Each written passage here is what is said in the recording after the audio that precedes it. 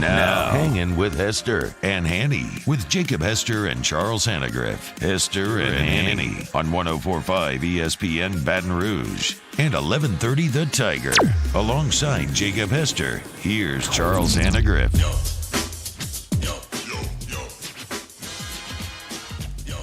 Texan 27. They zone block it to the right. Cut back left, run. It goes to Edwards-Helaire. 15, 10, 5. Touchdown! Kansas City! CEH with TD1. What a night for the rookie Clyde Edwards-Helaire. A great cutback run. And with that, we welcome you into Hanging with Hester and Hanny, 104.5 ESPN Baton Rouge. If you're with us in Shreveport on 1130 The Tiger, welcome. You're watching on CST or on our YouTube page, 104.5 ESPN.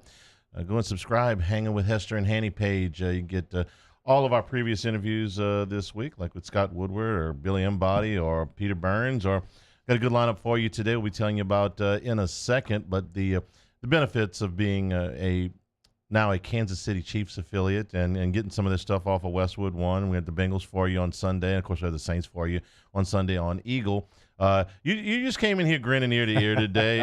It was a great night for Clyde Edwards-Helaire. You appointed yourself president of the Clyde Edwards-Helaire fan club well over a year ago, and so I'm just going to let you talk for a minute because Clyde was fantastic last night in the Chiefs' season opening win. He was outstanding, and he looked fast last night. And he looked like he just picked up right where he left off, and he was running with power. And that surprised people that probably didn't follow him at LSU because they probably saw the highlights. They probably saw the spin moves. They saw the jump cuts. They saw all of those things. And then you look, and, Clyde's always going to be called a smaller back, even though he's, 210 pounds. He showed the rest of the world, we can say the world, not just the country, that he can be any kind of running back that you want him to be. He is a guy that can do it so many different ways, and I thought his touchdown run was the perfect example. He broke a tackle near the line of scrimmage, and then he put his foot in the ground, and the safety kept sliding like he was on figure skates. I mean, it was unbelievable. I was so proud of him. I was so happy for him. I mean, and then Darrell Williams, another LSU guy, would come in when Clyde was out, and he had a successful night. So it was a lot of fun to watch. I know Clyde's got to be feeling really good about his performance. Well, I'll say this: I know Clyde. He'll say I should have got in on the goal line, even though that was pretty much hey, we're going to run the ball right here. Helped. We're going to run the clock out here. But just knowing the competitive guy that he is, but what a fantastic debut for Clyde Edwards-Helaire. It was a lot of fun to watch him.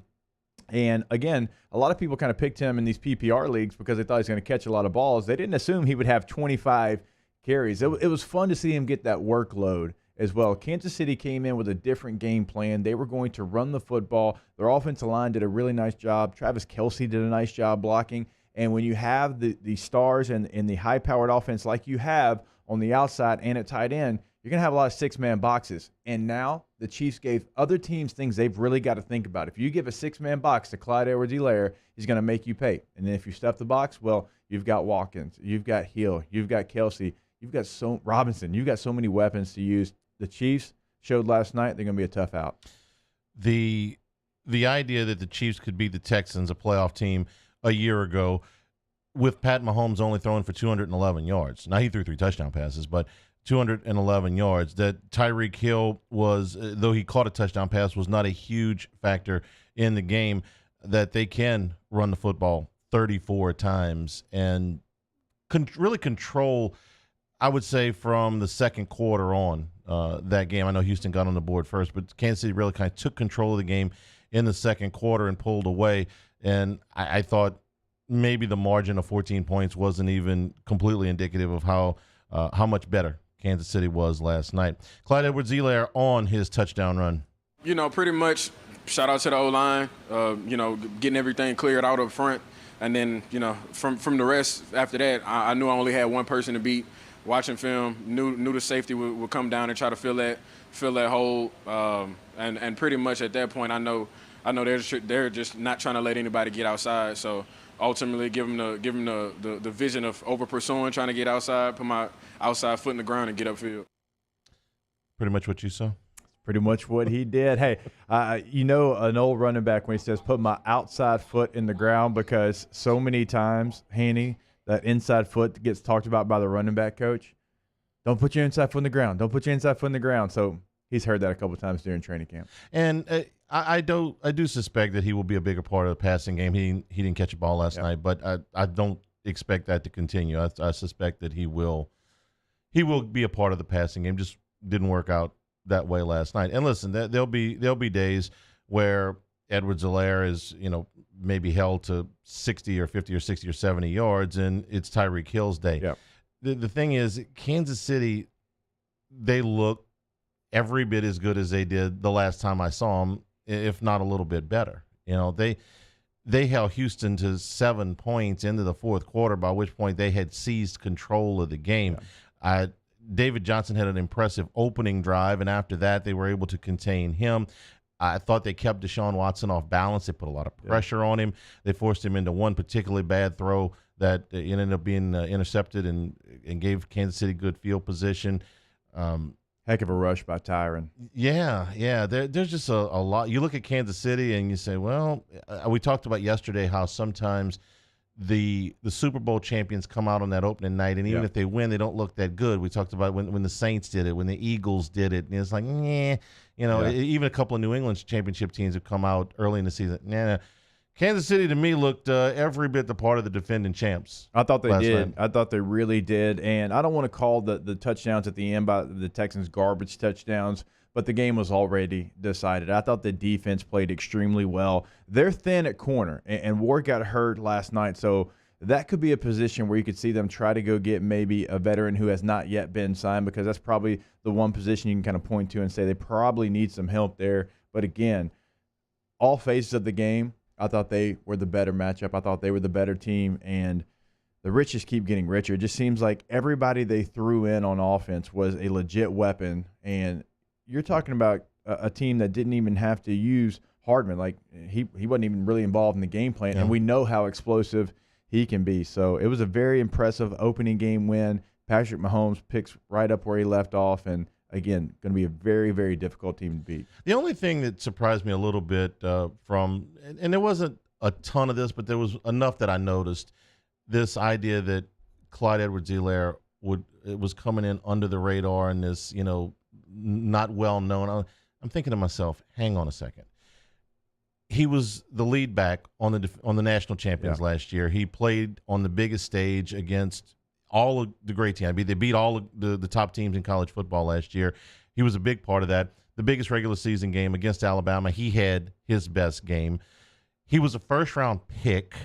If you play fantasy football, he did not get out of the top 10 of any draft with anybody that knew what they were doing. And in most cases, he went somewhere between 5 and 8. This is Monday Night Football. He plays for the defending world champions. Now, who doesn't know who he is? I mean, this is not some obscure guy that came out of Idaho State. Yeah, right. And, nobody had ever heard of. And I said it yesterday. He shines brightest when the lights are the brightest. It's just that's how he's been. And I went all the way back to 2018 against Georgia when he wasn't the starter. Nick Brossette was the starter, but he had an opportunity in LSU's biggest game that year, and he shined. He just always raises his level of play. And it was funny. A couple of announcers on TV, a couple on the radio, a couple of people talking about the game said that H pretty hard, and then they figured out, the H is silent. You felt them make the change there in the middle of the broadcast. And get used to saying that name, by the way, without an H, because he's going to have a lot of games like that. Now, I wanted to do this because you were heavy on the over yesterday, just a little gambling piece here, and it fluctuated a little bit. You might have gotten it at 54.5. You might have gotten it at 54. You might have gotten it at 53.5. I got it at 52.5. Okay, well, then I didn't see it anywhere that low. I have to call your guy, but there was a six-figure bet in Las Vegas on the under, and at the end there, if the return of with 7 minutes to go, you're feeling pretty good if you got the under. Feeling great about it. And then there was a 4th and 8 that was converted that turned into a touchdown drive. There was the return off of the onside kick, which set them up in scoring position. And then again, the guy that had the six-figure bet had 53.5 on the under. Right. Even the thought that Kansas City might not kick the field goal might just run the clock, run some more clock and kneel it out. It even felt like Mahomes went over to the sideline and asked Andy Reid, "Do you only just want to kneel it?" And you could tell Andy Reid went like this. Get him in. And they wanted to get Clyde in there. They gave him 3 shots at it, and they didn't get it in. They ended up kicking the field goal. So, again, depending on where you did your shopping yesterday, you might have gone over, might have gone under, you might have pushed. Did I talk you into it? You talked me into a push. Okay. I was one a of push is a win. No, it's not. It's a push. No, a push. No, if you don't not. lose and you put money on it, I consider that a win. I didn't lose money. You find me the guy that pays for pushes because I want to bet you with him. You know what I'm saying. I do know what you mean. It's not. Would you? So you got it. You got it right at 54. 54. Yeah. Okay. So should have jumped on it earlier. Maybe if you did it during the show when I said. If I would have done it later, I might have been in the other direction. Who knows? Because it did bounce a little bit, and the 53.5 in Vegas. Well, it was a $100,000 bet that went on the under. You think that guy's sick to his stomach? Just a little bit today. Coming up in the next segment, Stephen St. John. He works for 810 WHB Sports Radio in Kansas City, which I believe is a rather large station. Yes, it's actually the largest all-sports talk station in the country. Yeah.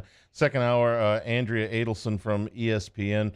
She covers the ACC. Full card in the ACC tomorrow. We'll talk a little bit about that. Mike Triplett from ESPN, who covers the Saints, will be with us in hour number 3. Saints getting ready for their season opener against Tampa Bay. By the way, expanded pregame coverage for us on Sunday morning. Jordy Collada and I will go with 11:30 to 1:30, leading you into Saints pregame. So a little pre on the first game with the Bucs. All of that coming up today. Cade Wazan is our audio producer. Paul O'Neill is our video producer. And, of course, Playboy Marty doesn't work on Fridays. This is Hanging with Hester and Hanny, 104.5 ESPN Baton Rouge.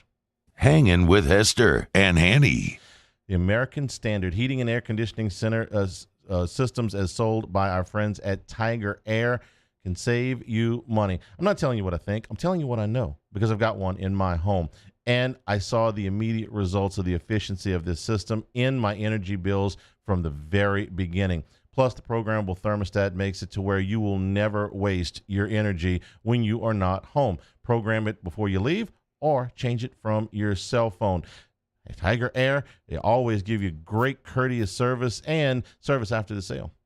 I can't tell you enough about the Comfort Assurance Protection Plan, discounts on parts and labor for repairs, seasonal maintenance, which is so important, spring and fall precision tune-up of your equipment, increased equipment life when you properly maintain that equipment. You're going to get lower utility bills as well. Go to tiger-air.com to find out more about that Comfort Assurance Protection Plan. Also, you can get a free quote right there on the website. You can also do that by picking up the phone, give them a call at 225-754-8687. Off the Bench, Hanging with Hester and Hanny. After further review and more are all live daily on the 104.5 ESPN Baton Rouge YouTube channel. Subscribe now to interact with us inside the live chat driven by Bayou Ford. At All-Star Toyota, you get it all. If you're in the market for an all-new Toyota vehicle, come see our friendly and knowledgeable sales team at All-Star Toyota. Located in Baton Rouge at the corner of Airline and Goodwood, we've been serving our community since 2005 by offering a large selection of new Toyota cars, trucks, and SUVs. Get behind the wheel of your dream car and take a test drive at All-Star Toyota today. Do you know someone who sets a good example for all of us to follow? Someone who, without being asked, shows leadership, selflessness, and service to their community? We believe that's the definition of a good citizen, and so does Citizens Bank and Trust. So, if you know someone that sounds like what Jordy was just describing, nominate them to be your good citizen, and they'll have a chance to win $500 from Citizens Bank and Trust. Plus, we'll mention him right here on the show. So go to citizensbankandtrust.com for more details and nominate your good citizen.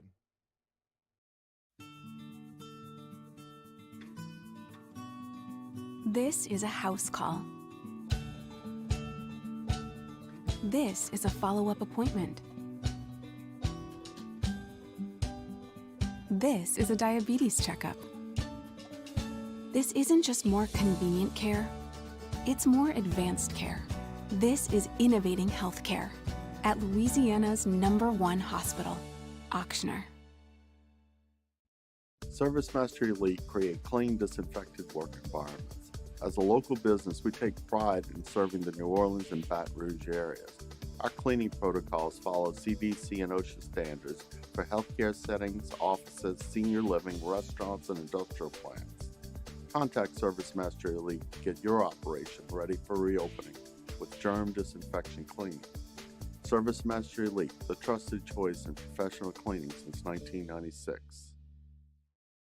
Gulf Coast Bank & Trust is a local bank with a straightforward philosophy. It's about doing the right thing for our customers. Participating in our community with annual local fundraisers. Offering individual attention in a modern banking atmosphere with a trusted local company. Gulf Coast Bank invested in technology with a local touch, giving our customers the power to bank anywhere, anytime. We're building relationships through personal service as the bank that cares about you. Gulf Coast Bank & Trust, the bank that cares about you.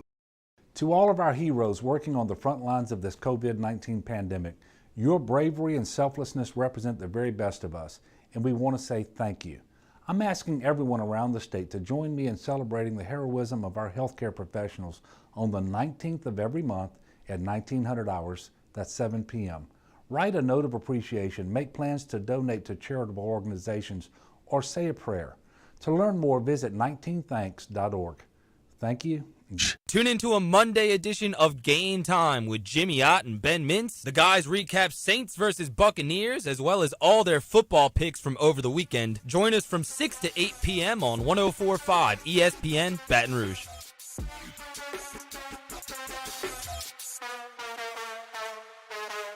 Hangin' with Hester and Hanny on 104.5 ESPN Baton Rouge and 1130 The Tiger. We're brought to you by Small Sliders. Slide on through for delicious sliders, fries, and milkshakes. Corner of Eastboard and Nicholson, Smalls Sliders. Bringing now Stephen St. John from Sports Radio 810 in Kansas City as the Chiefs open up defense of their world title with a 14-point win over the Texans. Stephen, good afternoon. How are you? Doing great. How are you? Doing fantastic. Anything not to like about the Chiefs' opening win? It looked like they picked up right where they left off. No, it was a complete effort, and anyone that watched that game realizes that 34-20 is not indicative of how much they dominated the Texans. It was, compared to watching a normal Patrick Mahomes-led Chiefs game, it was kind of a boring game, just a ho-hum victory, nothing spectacular except, of course, the debut of Clyde Edwards-Helaire, but they just took care of business. They had the monster 16-play, 91-yard drive that took up over 9 minutes off the clock.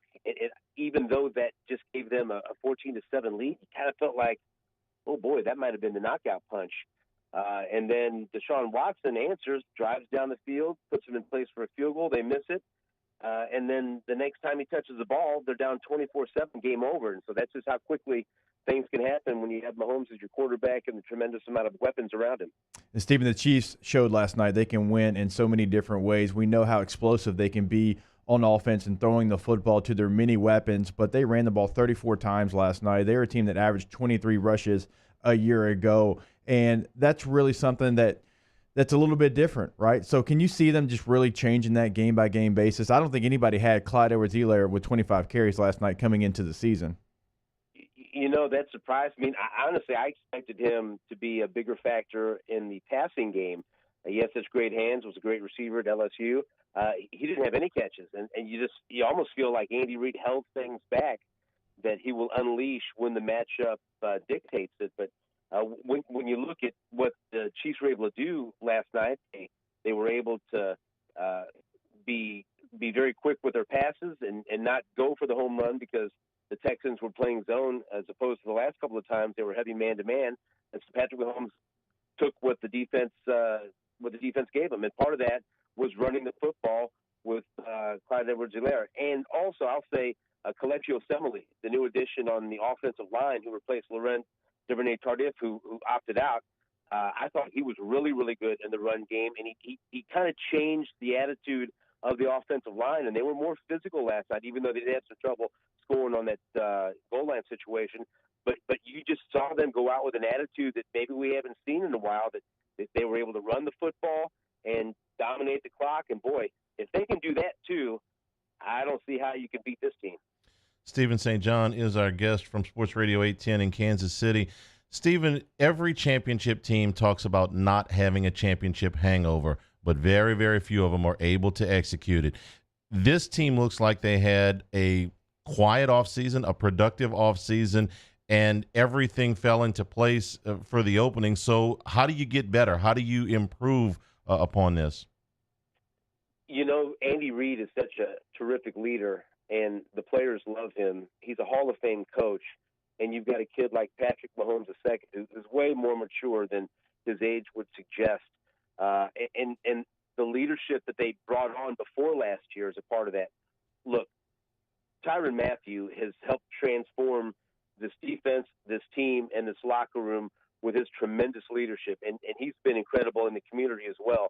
As soon as they brought him in, along with the big trade for Frank Clark, and they signed Rashad Breeland as a free agent, the entire emotion of the defense, the entire personality of the defense changed, and they went from being a team that was dragged along by the offense to a unit that was a strength that really helped. It was a big factor in the Chiefs winning the Super Bowl last year, especially in the second half under Steve Spagnuolo.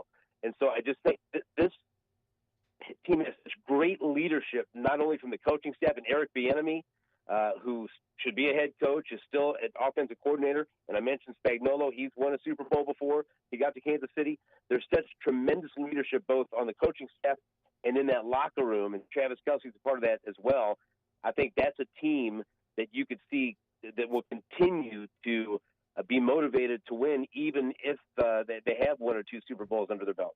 I completely agree with you, Stephen, about the defense. The mentality just completely looks different, and you could tell how physical they were being. They were flying around the ball. Tyrann Mathieu with that great rush that led to the interception. One question that we talked about, though, in the first block of the show, getting a little thin at the cornerback position. Ward slated for surgery on his broken hand.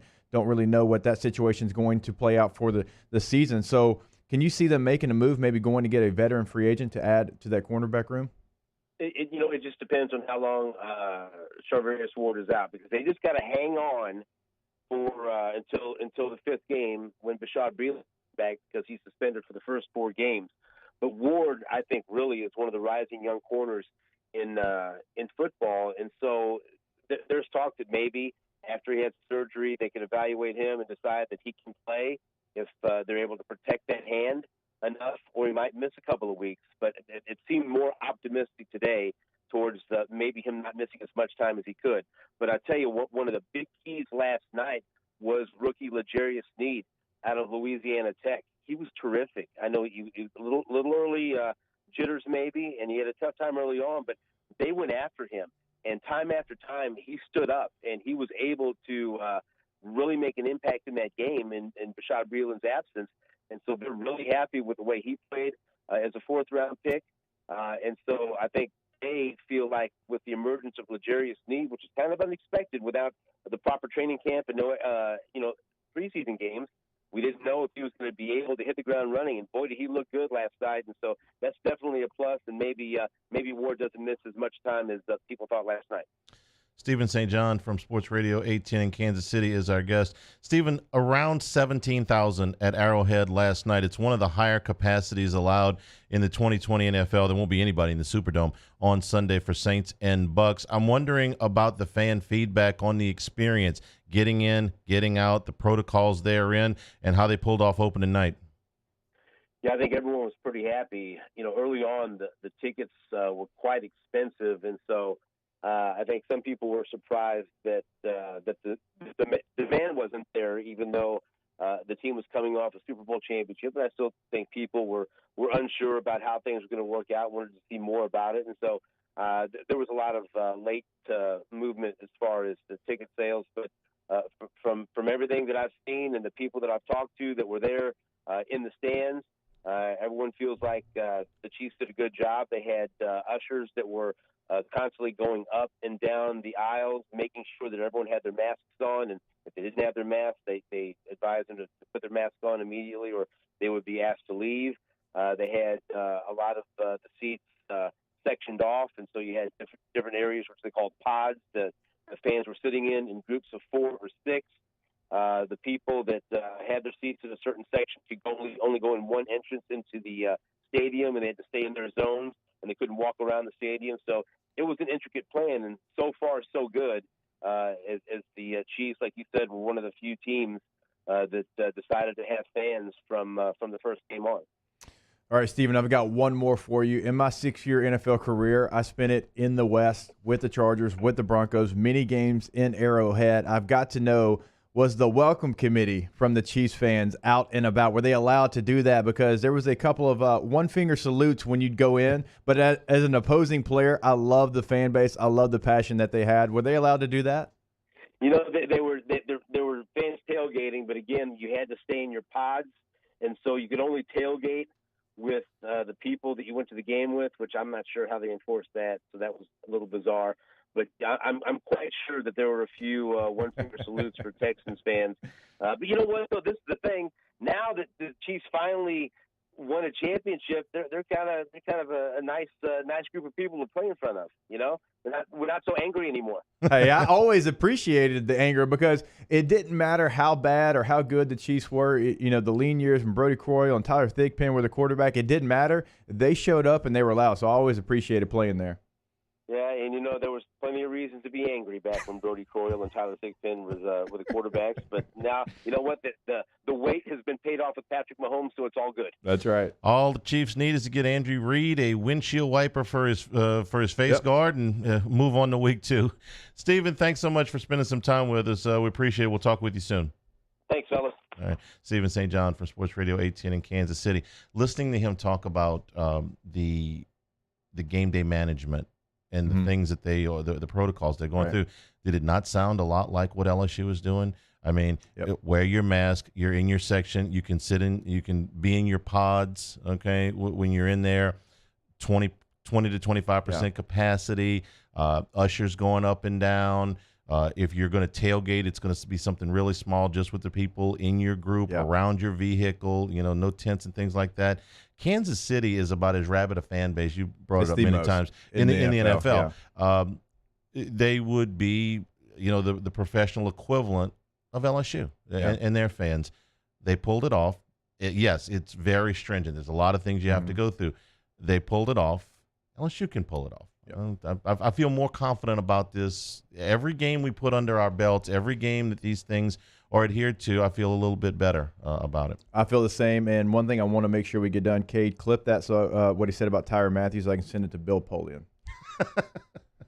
We're brought to you by Smalls Sliders.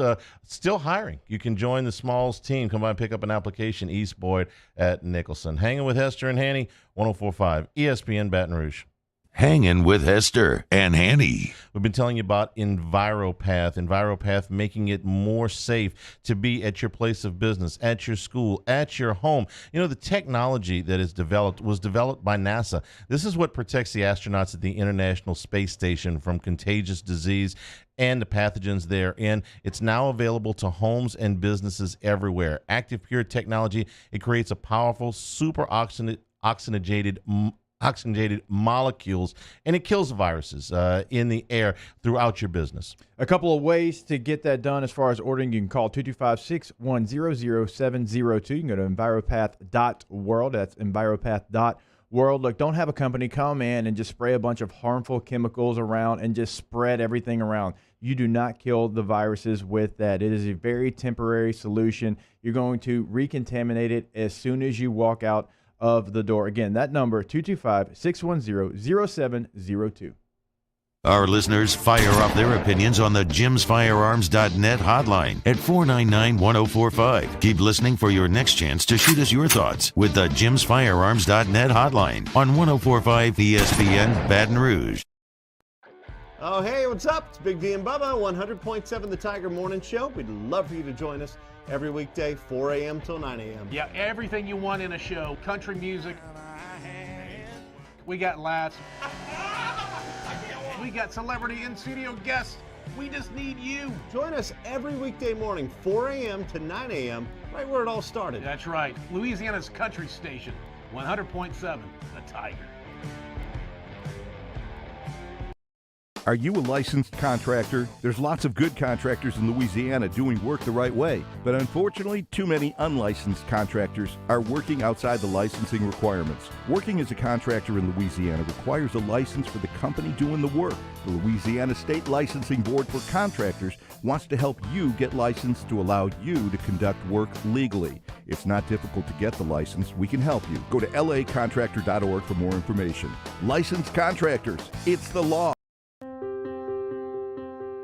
This isn't just another day. It's so much more. Kelly's life was put on hold when her auctioneer primary care doctor discovered a rare blood disorder. Her doctor connected her to an auctioneer care team of cancer, heart, and kidney specialists. With multiple primary care locations around Baton Rouge, same-day appointments, and online scheduling, we're relentless about keeping you healthy. Auctioneer Baton Rouge, innovating healthcare for Kelly. Gulf Coast Bank and Trust is a local bank with a straightforward philosophy. It's about doing the right thing for our customers. Participating in our community with annual local fundraisers, offering individual attention in a modern banking atmosphere with a trusted local company. Gulf Coast Bank invested in technology with a local touch, giving our customers the power to bank anywhere, anytime. We're building relationships through personal service as the bank that cares about you. Gulf Coast Bank and Trust, the bank that cares about you. I've been doing business with Luba for 25 years. They're dependable, trustworthy. It's just the attention to detail with our clients. Our folks have years and years of experience. They're highly trained professionals, but many companies have that asset. What I'd like to think makes Luba a bit different is that we use those talents in a way that truly is dedicated to serving the needs of the folks who depend on us. At All-Star Toyota, you get it all. If you're in the market for an all-new Toyota vehicle, come see our friendly and knowledgeable sales team at All-Star Toyota.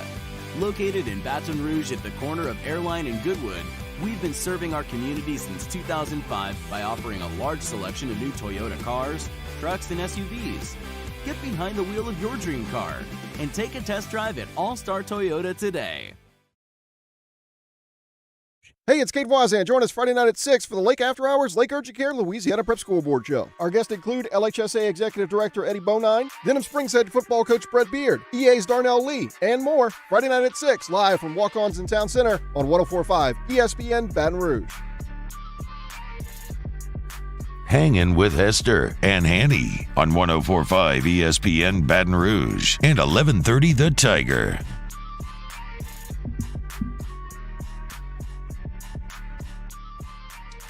Hanging with Hester and Hanny, we are brought to you on Fridays. Our lunch hour brought to you by Smalls Sliders, East Boyd at Nicholson, not terribly far from the LSU campus, where they are hiring right now. So come by and pick up an application to join the Smalls team. They're looking for enthusiastic, energetic people. So you're looking for a job, Smalls Sliders can help you out.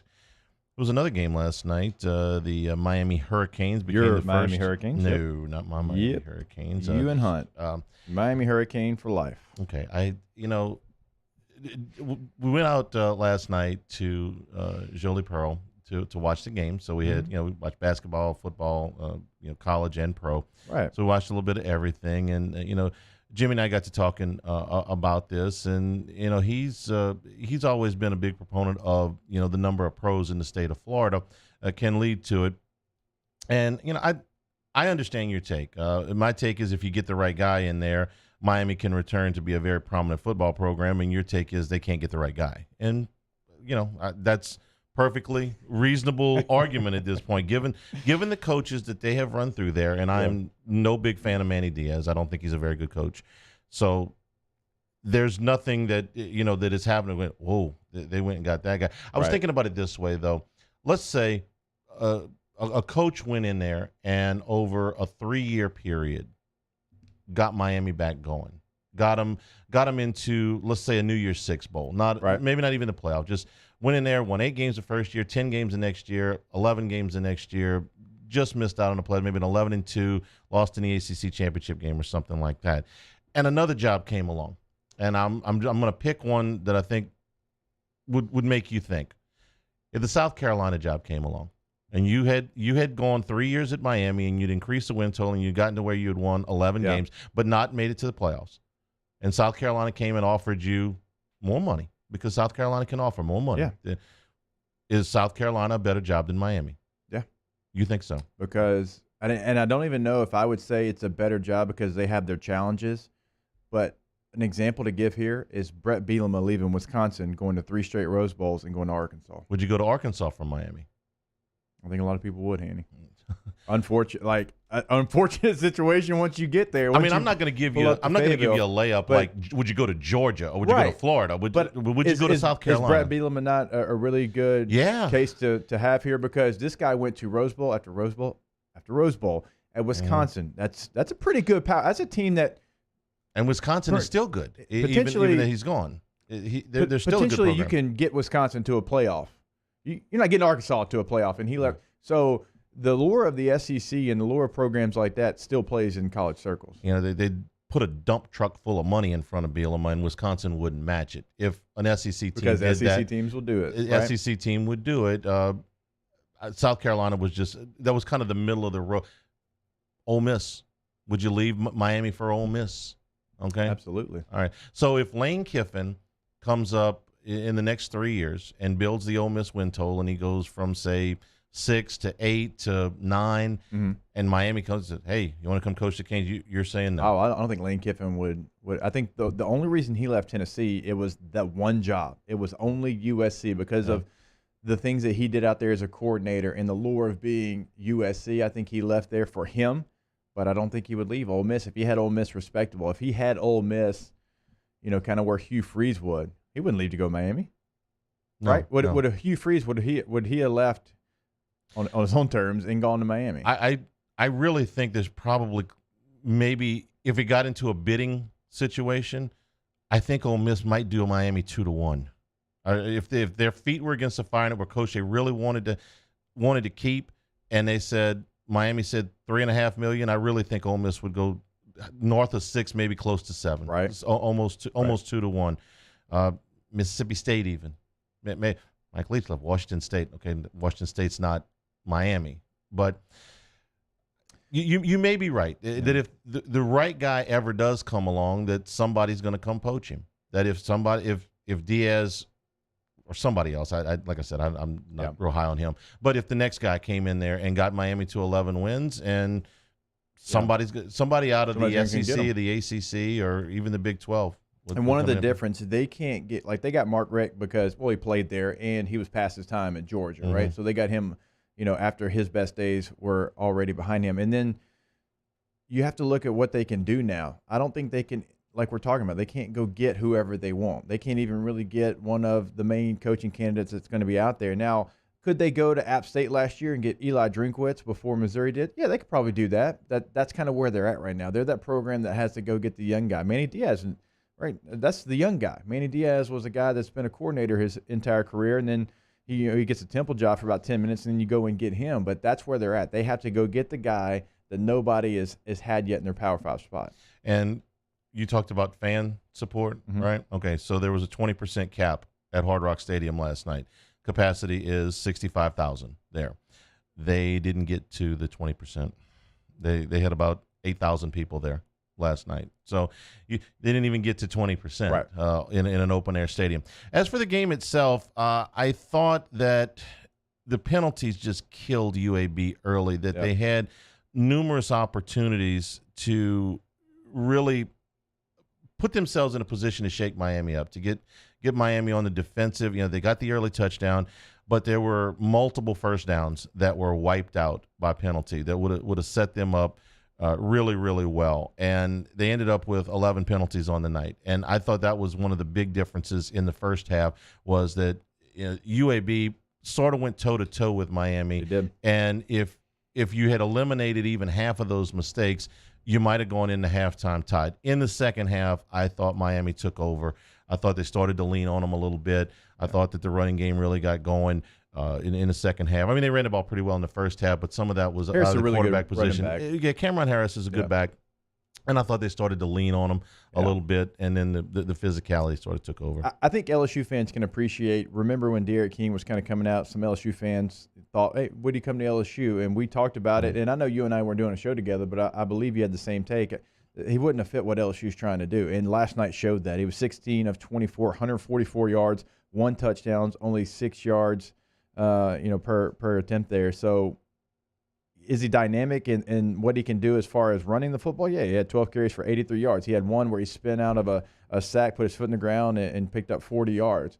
But what LSU's doing now and how sophisticated their route tree is and all their concepts and how they read coverages and all those type of things, it's no longer that's no longer what LSU's looking for at quarterback. They're looking for a guy that can come in and can tell you exactly where to go on the whiteboard, can be a pro-style quarterback with enough athletic ability in the pocket to escape from sacks, not a guy that can go out there and run a 4.4 40. If we get away from the manipulation of the rules for a second here and we just talk about straight football, he is an upgrade over what they had last year. They had a revolving door at quarterback, and I think Nkosi Perry might have been the best of the group, but none of them really stood out. And if you watch that bowl game against La Tech, my goodness, you do, wow. So he is an upgrade. He's an upgrade from that for sure. And what is realistic for Miami? I don't know, 6 wins, something like that. Everything I saw out of them last night is okay. It's all right. You kind of look like a middle of the road team. You're in a watered down ACC. You're not going to beat anybody that's any good, but you'll probably six. I thought I was watching a 6-4 team last night. Let me ask you this: if you let's throw Clemson and Notre Dame 1 and 2, because I think that's probably how you feel as far as ACC right now. Sure. Who would be the other team? Because I think the only other option. I would say North Carolina. I think so as well. I think their coaching staff is really set up. They've got a really nice staff with a lot of guys with a lot of experience. They've got the quarterback too. Sam Howell was probably the least talked about up-and-coming star of college football last year. I thought he was fantastic. I thought there was games where he took control as a true freshman. If you gave me Sam Howell or Bo Nix, who had the better freshman year, I'm going Sam Howell all day long. I thought he looked more poised in the pocket. I thought he did. He had an opportunity without one of the worst play calls I've seen to beat Clemson last year, right? They decided to run some type of a speed option, and it was just not a great play. I love the being aggressive, but that was not the play call. But he kept them in that game, and I think a lot of him. So I think that's the third best team in the ACC. I think it's going to be a 2-team race with potential third team to upset one of the 2 top dogs. So UAB game, but shorthanded, and the quarterbacks that they played 2 last night. Let's just say they lacked elite arm strength, lacked good arm strength, lacked average arm strength, lacked arm. Okay, so my father-in-law, who played receiver in 1986 for the Chicago Bears, so that tells you how long it's been since he's played football, didn't play quarterback. He called me, said, I will bet you anything you want to bet I can throw the ball farther than either one of these UAB quarterbacks. I looked at that, man. I was like, whoa. There was one play in the second quarter where the UAB receiver had gotten loose, and it was if it wasn't going to be a touchdown, it was on their side of the field, but it was going to go for a long gain, if not a touchdown. And I mean, he beats a DB clean as you want, and he's got multiple steps. And the throw came up 15 yards short, and everybody's trying to say, what is that? And I said, oh, guys, it had to be tipped. It looked like a tipped ball. And they're like, Hanagriff, they didn't. I was like, watch the replay. There's no way this ball wasn't tipped. And we watched the replay, and it wasn't tipped. It was that bad of a throw. I thought at one point they were going to start crow hopping like you do in baseball to get a little ump on the ball. Yeah, it was real. I mean, God bless. I mean, just yikes. We'll take a break. Again, coming up in hour number two, Andrea Adelson will talk with us about ACC, because a full card in that conference this weekend, including Clemson and Wake Forest, which you can hear right here on ESPN Radio. This is Hangin with Hester and Hanny, 104.5 ESPN Baton Rouge. Hangin with Hester and Hanny. There are times where you want to be that guy. The fourth quarter against Florida, it's 4th down. You want to be that guy. Then there's times where you don't want to be that guy.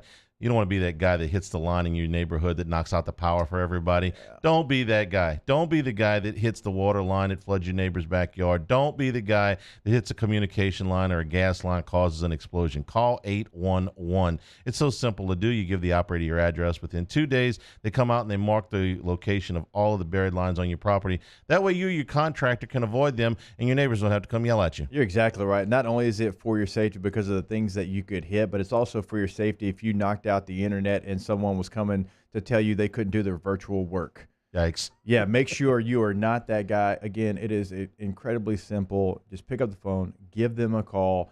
And by the way, it is the law as well. And they're going to come out, they're going to mark exactly where you can dig. It is going to be a hassle-free process for you. Louisiana811.com is the website, but just pick up the phone, call 811 before you dig.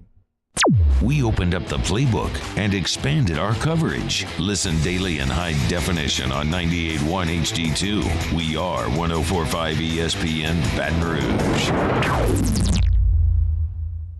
Here at the Big Squeezy, we continue to serve the Baton Rouge and Southeast Louisiana areas during these troubling times. We are dedicated to providing you healthy food items to help you live your best life. From our cold-pressed juices to our delicious smoothies, let the Big Squeezy keep you going. Stay active, stay happy, and let us help you stay healthy. Visit us at our locations and also inside of Alexander's and Mathern's grocery stores or online at thebigsqueezy.com. Gulf Coast Office Products is a nationally recognized Savin office equipment dealer based right here in Louisiana. Over 100 employees strong, Gulf Coast has the boots on the ground to support all vertical markets, from education, engineering, legal, and finance. With the latest in office technology, from desktop to production segment units, Gulf Coast and Savin have the perfect fit for you. Call 225-756-2644. That's 756-2644 for Gulf Coast Office Products.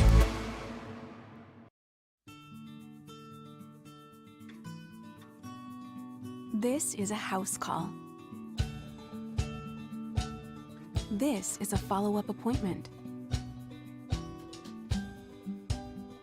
This is a diabetes checkup. This isn't just more convenient care, it's more advanced care. This is innovating healthcare at Louisiana's #1 hospital, Auctioner. When you want the best of Louisiana, you don't go to a superstore. We know what we like, and we like it local. Same goes for banking. As one of Louisiana's largest local banks, we offer homegrown services crafted around you. Gulf Coast Bank, the bank that cares about you. Le posso offrire un caffè? Le posso offrire un caffè? Andiamo insieme da me, non c'è.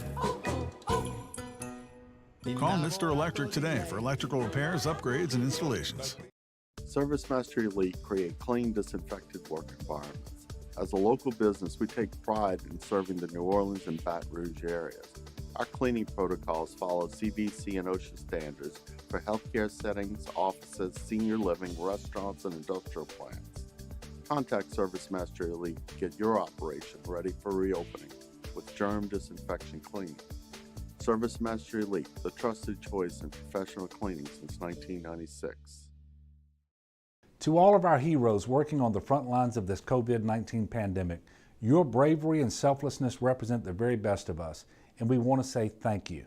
I'm asking everyone around the state to join me in celebrating the heroism of our healthcare professionals on the 19th of every month at 1900 hours, that's 7 p.m.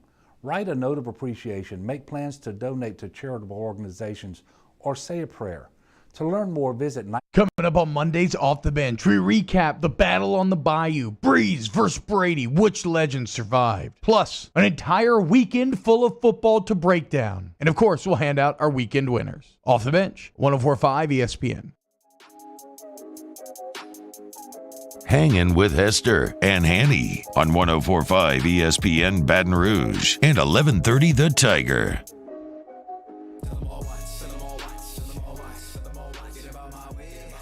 We are brought to you by Smalls Sliders. It's East Boyd at Nicholson, just past the LSU campus. Join their team now. Pick up an application. While you're there, slide on through. Get great sliders, fries, and shakes, all prepared as you get there at Smalls Sliders. We're in there a couple of times a week. I know you have, because you are a big fan. We talk about it. You've got to try it with the bacon, the smalls. You've got the queso as well. Yeah. A lot of different options on your slider there. Okay, I didn't know about the bacon. Ooh. I got to go check that out. Go check out their social media. Well, wait till 3 o'clock and then do it, because you don't want to do it now, then not be able to go. And Besh isn't here. He's playing golf today, so Shocking. he can't bring us smalls. So wait till 3 o'clock to do it, because then you're going to leave me. Okay, I got it.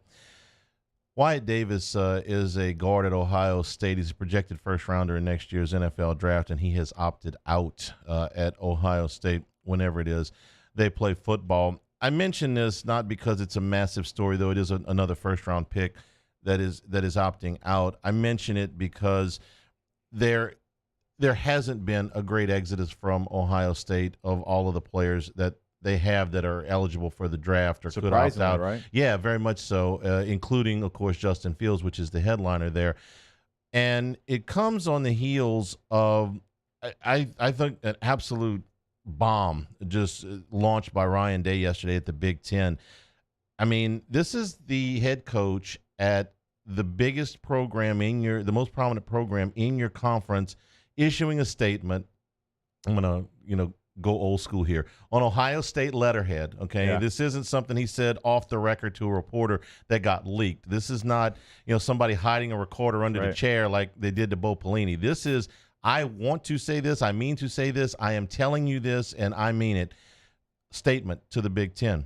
While I understand the Big Ten's decision to postpone the football season because of health and safety considerations, the communications of information from the Big Ten following the decision has been disappointing and often unclear. However, we still have an opportunity to give our young men what they work for, a chance to safely compete for the national championship. I couldn't possibly be prouder of this team and our medical personnel. Our AD and our president have stayed together and managed through this extremely difficult time with so many unanswered questions. And then this part, I'm going to jump ahead here because I want to jump back. These young men and their parents have often asked so many questions that I do not have an answer to, but the one that hurts the most is, why can these other teams play and we can't? Duke is playing Notre Dame. Clemson is playing Wake Forest. Our players want to know, why can't they play? The Big Ten Medical Subcommittee, I'm jumping back in the text now, the Big Ten Medical Subcommittee has done an excellent job of creating a safe pathway towards returning to play in mid-October. These are the same questions that we've been asking. These are the same questions that their fans have been asking. Everybody else is playing. Yeah. You created these protocols. We followed the protocols. The protocols are working, and you're still telling us we can't play, and we want to know why. And this is coming from the head coach at The Ohio State University. As a leader or as a boss, or when you're supposed to, guide people to the right path, you want to have the answer. You want to be able to, when they come to you, you can communicate why you're doing what you're doing. And when you don't have that, I can't imagine what these coaches are going through, because they want to play. Yeah. Their players want to play. The parents of the players want to play, and you can't give them a reason why, because you don't have that, because the Big Ten has done an awful job of communicating to you why you can't do it. And they're helpless. They don't know what to tell their parents. So when they come in, they say, Coach, we're watching South Alabama and Southern Mississippi play. Like, we're watching Central Arkansas play. They're the team with the purple gray turf, and they're out there playing, and we can't play. We're The Ohio State University. We're watching Cincinnati. I think that's the one that hurts the most. I mean, at least you could explain away South Alabama and Southern Mississippi being half a country away from Eastern Kentucky's playing. Cincinnati is in the state of Ohio last time I checked, and they are a much smaller university, and they are playing. You can't explain. California, I get this a lot. How come nothing with the Pac-12? And I've always said there are restrictions by their governments in California and Oregon especially that did not allow people back on campus. USC is not back on campus. The coaches didn't get back into their offices until just recently. There are strong restrictions out there that don't exist. It's in states in the Southeastern Conference or the Atlantic Coast Conference or even the Big 12. But the American, which is Cincinnati, this is in your part of the country. This is in your state. This is right down the road. And I think what Day is saying here is, listen, we understand that we got to be safe. You told us that. We understand that. We went to great lengths to put these things in place, and they were working. We're not unreasonable here, but things have to make sense to us, and this doesn't. Cincinnati playing and Ohio State not playing doesn't make sense to me. I shouldn't speak for Ryan Day, but I got to believe that's what he's thinking. Yeah. I'm surprised, frankly, that he didn't use that example rather than Clemson and Notre Dame. I would have used Cincinnati.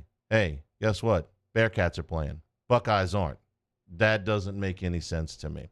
But I can't remember a head coach, maybe Bobby Knight, over officiating or what he perceived to be certain Big Ten schools, Illinois, cheating in recruiting, okay? He didn't like Lou Henson. I can't remember any coach in the Big Ten taking just an A-bomb to the league office the way Ryan Day did yesterday. I was like, ooh, okay.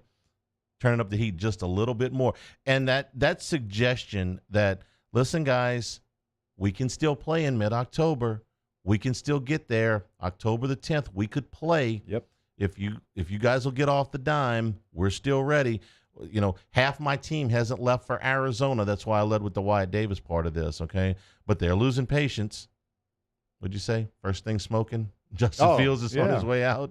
Thanks a lot. I can't, and you make a great point about Cincinnati, and I brought up Eastern Kentucky because that's a school that is only 197 miles from Columbus, Ohio, and they found a way to play. They have an enrollment of 13,000. You have 61,000.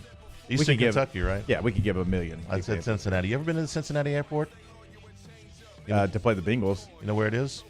It's in Kentucky. Yeah, it's in Kentucky. Found that out when we missed a plane out of South Carolina one night. Hanging with Hester and Hanny, brought to you by Small Sliders, 104.5 ESPN Baton Rouge.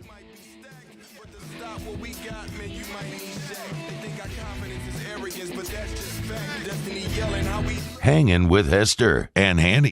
When it's clearance time, smart customers rush to Richards Honda because all your favorite Honda models are at fantastic prices. And with our fanatical customer care, it's no wonder people call Richards Honda the smart choice. At All-Star Toyota, you get it all. If you're in the market for an all-new Toyota vehicle, come see our friendly and knowledgeable sales team at All-Star Toyota. Located in Baton Rouge at the corner of Airline and Goodwood, we've been serving our community since 2005 by offering a large selection of new Toyota cars, trucks, and SUVs. Get behind the wheel of your dream car and take a test drive at All-Star Toyota today. This isn't just another day. It's so much more.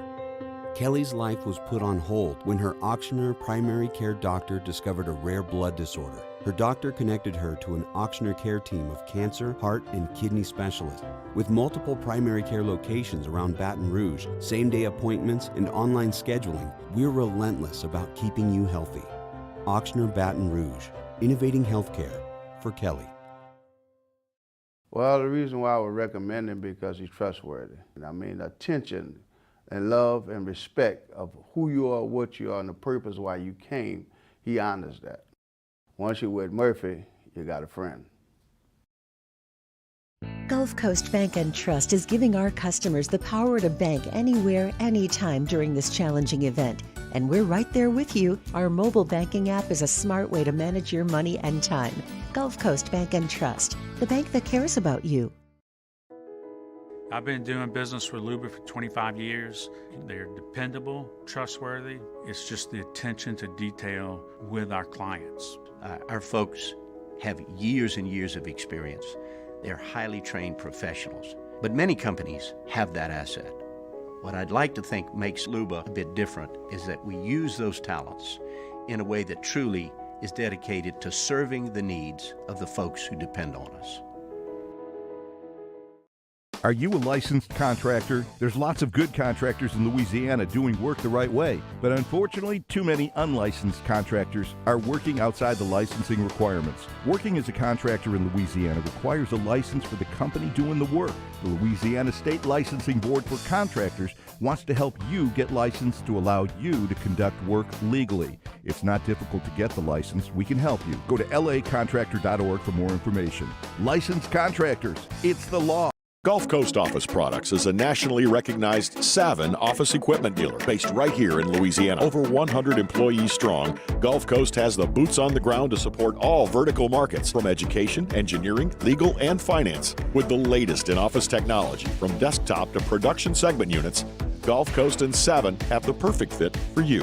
Call 225-756-2644. That's 756-2644 for Gulf Coast Office Products. ServiceMaster Elite create clean, disinfected work environments. As a local business, we take pride in serving the New Orleans and Baton Rouge areas. Our cleaning protocols follow CDC and OSHA standards for healthcare settings, offices, senior living, restaurants, and industrial plants. Contact Service Master Elite to get your operation ready for reopening with germ disinfection cleaning. Service Master Elite, the trusted choice in professional cleaning since 1996. Your Honda needs some TLC, and Richards Honda is the smart place to get it. With oil changes at just $39. And with so many service bays, you'll be in and out super fast. Schedule your appointment today at richardshonda.com.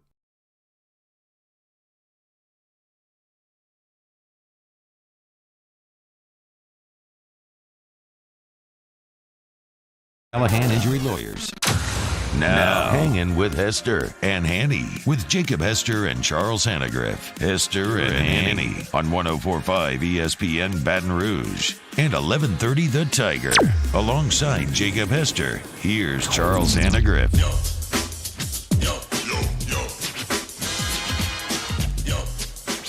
Hour number 2, Hanging with Hester and Hanny.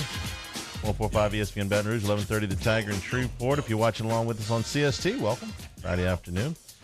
On our YouTube page, Hanging with Hester and Hanny, go back and get previous stuff like Stephen St. John from Sports Radio 810 in Kansas City talking about Clyde Edwards-Helaire's debut last night, a very successful one for the Kansas City Chiefs who got off to a winning start.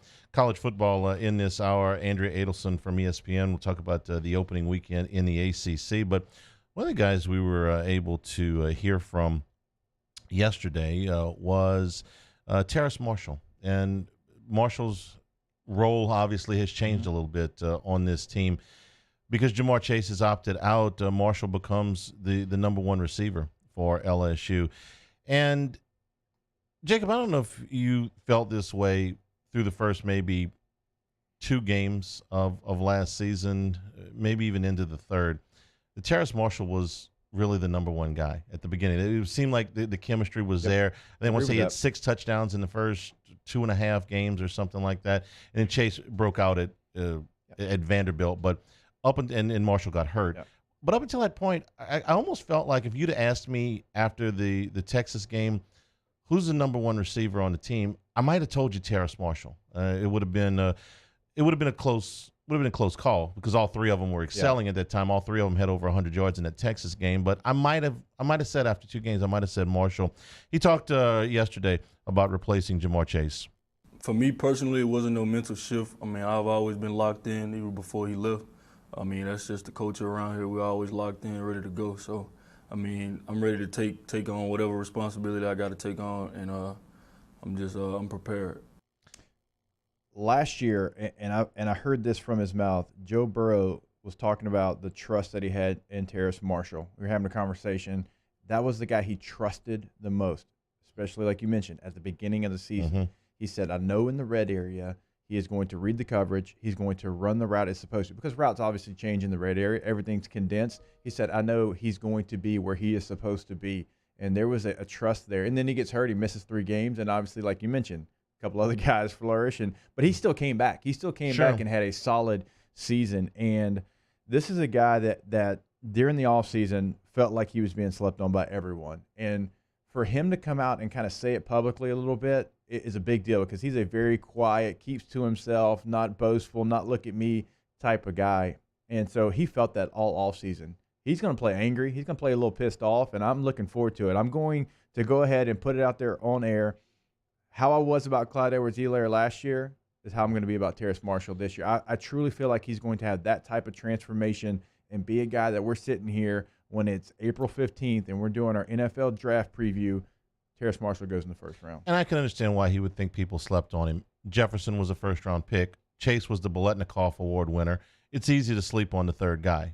I have always thought of him as a number one receiver. When he and Chase came out in the same year, they were basically 1 and 1A as far as prospects. There was not a whole lot of. He was the A part of it. He really was, and the question mark was that he had missed that senior season, and so you were going back on it. He can play angry, which is great.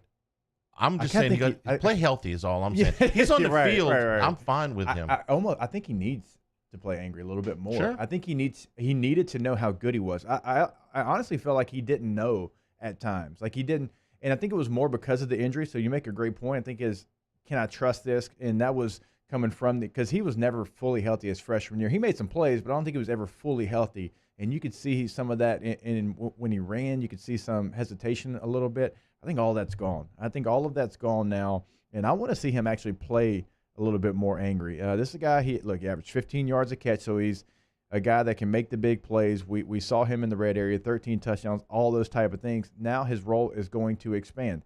And in his game, he's not going to be the guy that runs the 9 route and takes the top off the defense, but I can promise you every route in the route tree he can run it at an elite level. You're talking about your digs, your flags, your post, all these type of things. This is a big body that's going to go get the ball back shoulder. He was so good at it a year ago. So I think I'm excited more because I know he's going to play mad. He's going to play angry. He wants to prove, because at that position, you have to have a little bit of selfishness, a good selfishness. When we were in Atlanta about to play Oklahoma and we're getting ready, I had a conversation with Mickey Joseph, and he said, watch Jefferson tomorrow night. I was like, yeah, we'll watch him all the time. He's one of the best receivers. He said, no, Hess, watch him tomorrow night. He said, he's pissed. He has practiced like it all week. I can tell he is angry, and he's happy for his teammate. He said this. He said he's happy for his teammate that he won the Blitnikoff, but he said nobody's talking about him, and they're going to be talking about him on Sunday morning. He watches the game last night. He sees what Clyde does. He watches the game on Sunday. Jefferson's going to be in the starting lineup for Minnesota. He saw Chase opt out because he's going to be a very, very high draft pick. And if I'm Terrace Marshall, I'm thinking to myself, there's no reason I can't be in those shoes. There's 6 guys, 7 guys that are starting in the NFL this first weekend that were on last year's team. No reason I can't be one of those guys. All I got to do is go put 10 to 12 games on tape, play the whole season. There's no doubt in my mind that if Terrace Marshall plays all 10 regular season games and whatever postseason games on, or even 90% of them, give him a fluke 1-game miss or something if he turns an ankle, he will be a first-round pick next year. But I think that's the question mark. He's got to put a full season on tape. Otherwise, that's going to follow him around a little bit. The other thing that Marshall talked about, he's got 2 people he's got to work with this year, as important as any. One of them is Miles Brennan, and the other one is Scott Linehan, and he talked about his relationship with both. Miles first. Man, Miles has been great. Our chemistry with me and him and the receivers, it's been great. We've been clicking in practice, so I'm really looking forward to see how well we're going to click in the game. This year's offense is just as fun as last year's offense. I mean, obviously, Scott Linehan, he's a very experienced guy. So he came in, and he's going to get us right. He's been getting us right. So, I mean, I'm looking forward to showing the world, what else we can do. You talked about that red area stuff and how good Marshall was at that a year ago. Linehan was brought in. One of his points of emphasis is in the red zone. So what might he be able to put in that would fit Terrace Marshall perfectly? So as we've heard Richard Dixon say this many times, who played for Linehan in Detroit, said he loves to get the big bodies in the game in the red area, right? You might get some extra tight ends. Well, you've got Arik Gilbert, who's going to be one of the best tight ends in the country. And so I would expect him, when you got Racey McMath, when you have a Terrace Marshall, when you have a Gilbert, and you're able to get that size out there on the field, it's a pick your poison, because we've got guys that are taller than your guys, more athletic than your guys. And so I'm excited to see what kind of concepts they can come up with, because they have a tendency to throw the football in the red area in Linehan's tenure when he's been a head coach and when he's been a coordinator as well. I think that LSU's really set up for that, and you've got guys that can high point it, but the back shoulder stuff as well, which they do so well. Terrace Marshall did it so well a year ago. So you've got many, many options down there in the red area for LSU. Oh, you brought up Arik Gilbert. Doesn't everybody? Yeah. I mean, it does. Isn't that like the not the standard, but the required question that you have to ask if you're talking to other players about Arik Gilbert? So they asked Terrace Marshall about Arik Gilbert. I could say his early impression is his eye candy. I mean, he 6'5", 6'6", 2, just, I don't know how many pounds he weigh. I don't want to know, but he's a freak of nature, and I'm very excited to see what he can do on the field and during the season. They all say that, right? Yes. I mean, all of these guys that, Terrace Marshall's going to be a first-round pick. He was the #1 player in Louisiana. Like, man, look at that dude. Terrace Marshall is 6'3", 210. And he's saying, look at that guy. He's eye candy. He's a freak. They all say that. Yeah. I've never in my life had this kind of, I don't want to say hype. I just want to say this kind of player at tight end.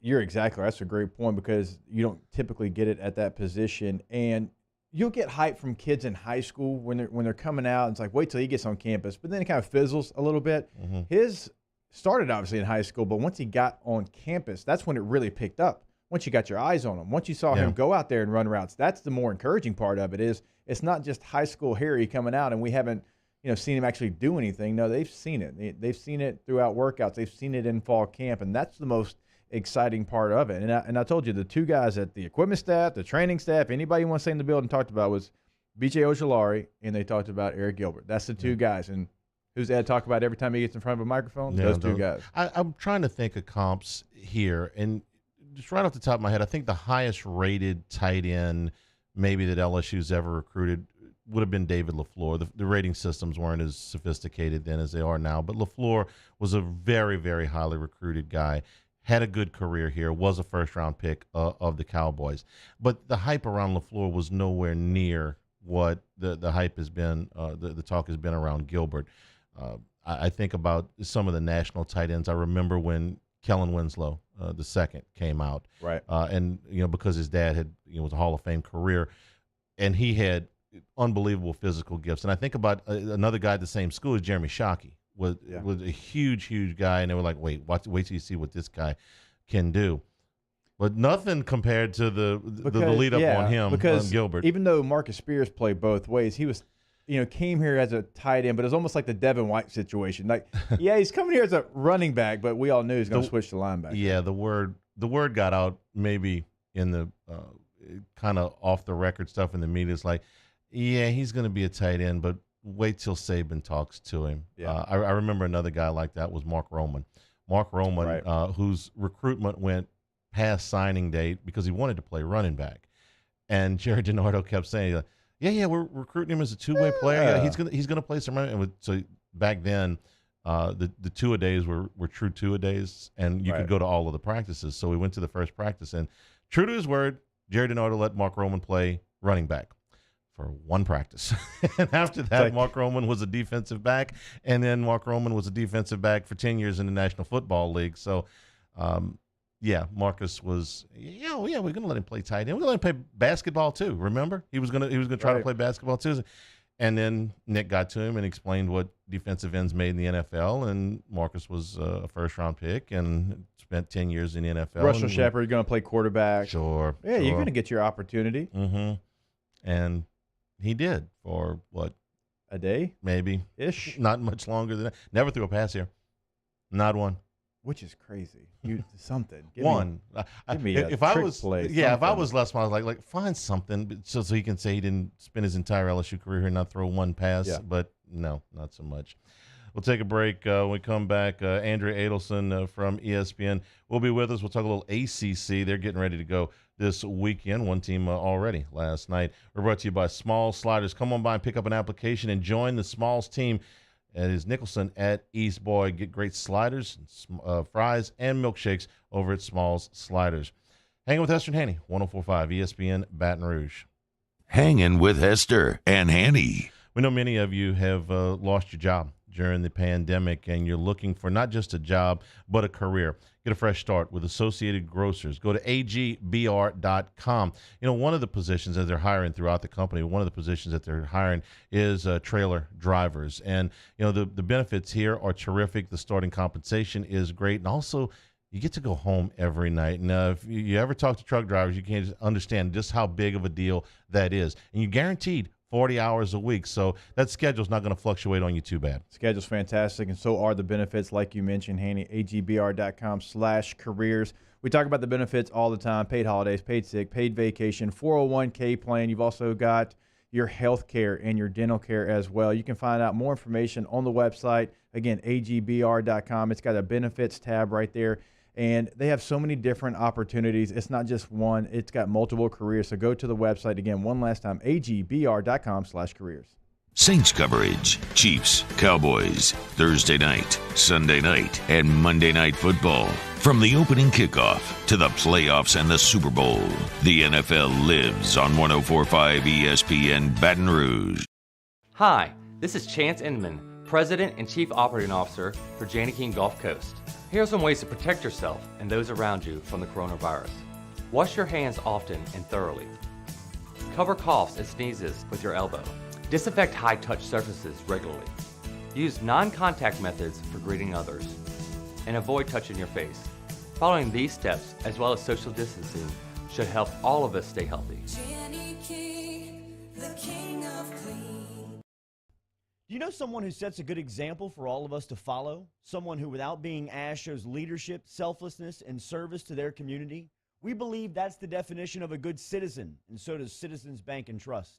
So, if you know someone that sounds like what Jordy was just describing, nominate them to be your good citizen. And they'll have a chance to win $500 from Citizens Bank and Trust. Plus, we'll mention him right here on the show. So go to citizensbankandtrust.com for more details and nominate your good citizen.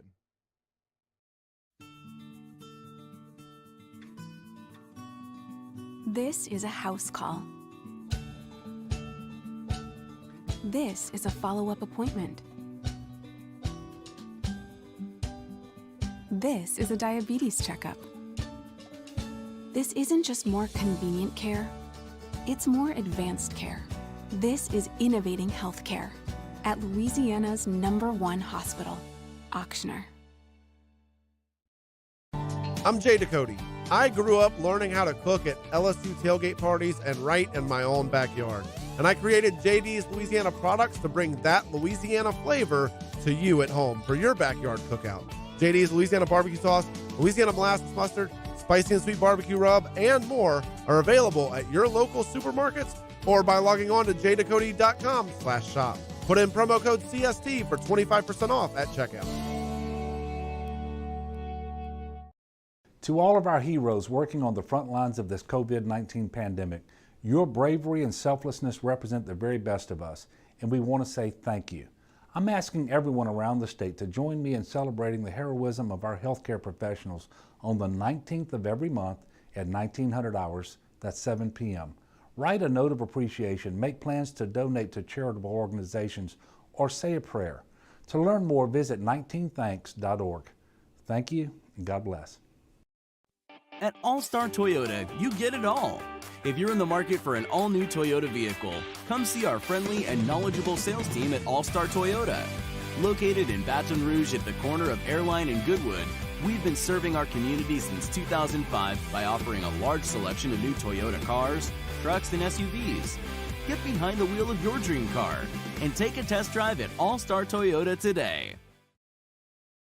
Hey, it's Matt Moscona inviting you to join us for Friday's AFR presented by Don Juan Cigar Bar. Recapping opening night in the NFL and getting you set for a big weekend in college football, plus Terrio's in studio. Join us 3 to 6, 104.5 ESPN Baton Rouge.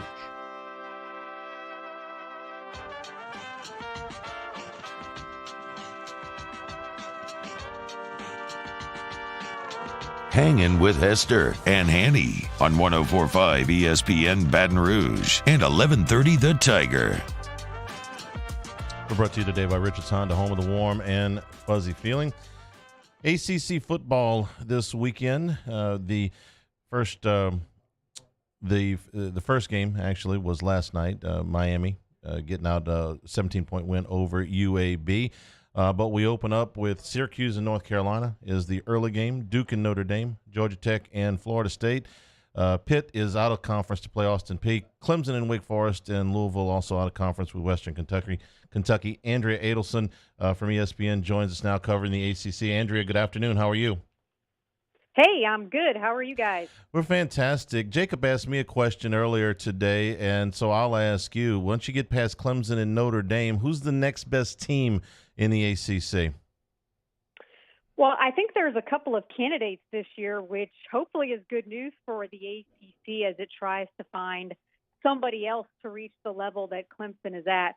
North Carolina and Louisville, I think, are poised to have good seasons when you look at the progress both of those programs made last year in year one under their new respective head coaches.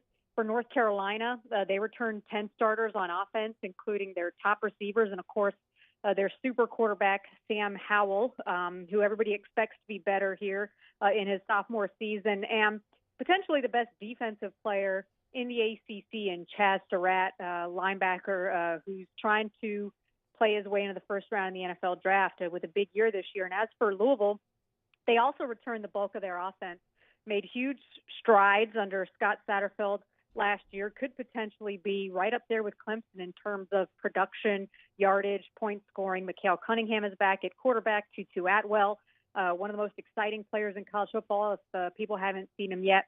So those two, I think, certainly are right there behind Clemson and Notre Dame. And then a team to watch might potentially be Pittsburgh this year.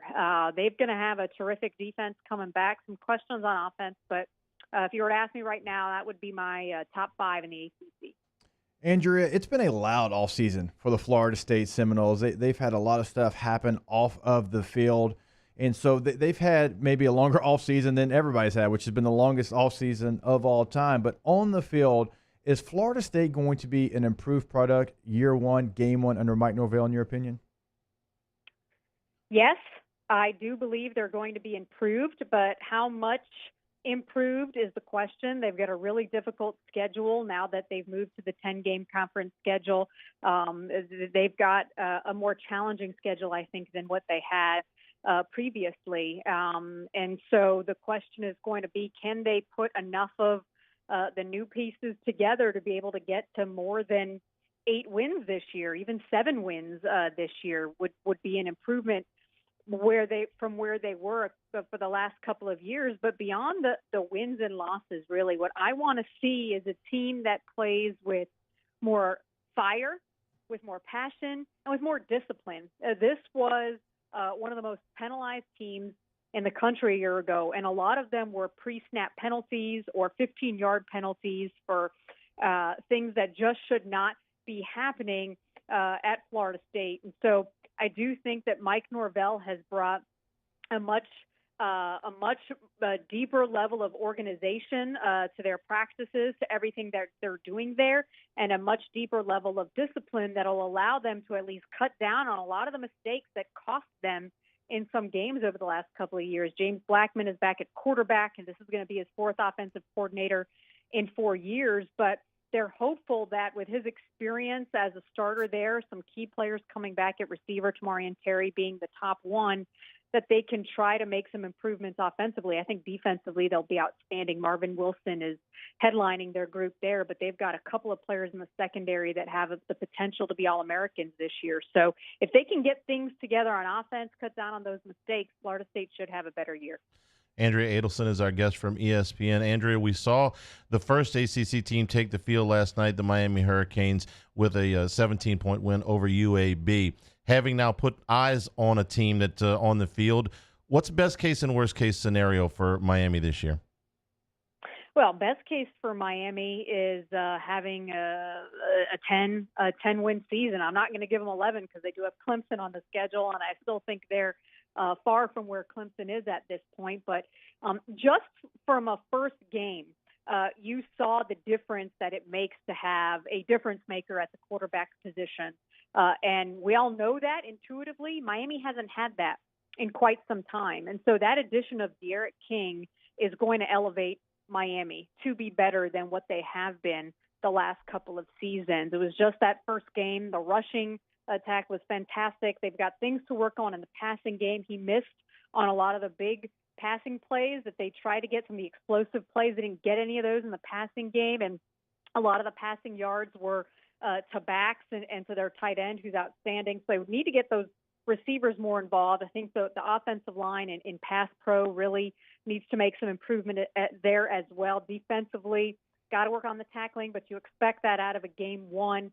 Some questions, I think, maybe on the interior of the defense and at the linebacker position. But again, if you've got a guy like Arik King who can make some plays for you on offense, that helps cover up some of the deficiencies that you might have in some other places on the field. And so, again, I think it was a good first start for Miami, but the bigger test is going to be next week. They're playing Louisville. That's a team that they handled fairly easily a year ago. It was a surprising win for Miami, quite honestly. But Louisville's got that one circled on the calendar because of the way they were embarrassed a year ago. And I think Louisville is going to be a better team too. So I think we'll know a lot more about Miami after next weekend.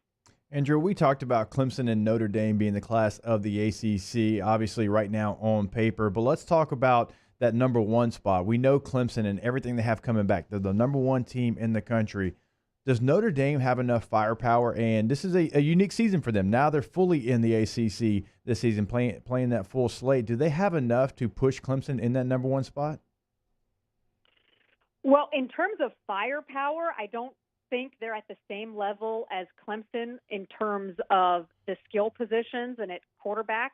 Clemson's going to win all of those matchups, I think, the way that they did a couple of years ago. But where they might have some advantages are up front, specifically on that offensive line, which is better than Clemson's. And so if they can be what your typical Notre Dame team is like, where they can control the line of scrimmage, get that running game going, be able to find some receivers to step up. That's a big question mark for Notre Dame going into the year. They lost all their top receivers and their tight end as well, who is a big part of that offense.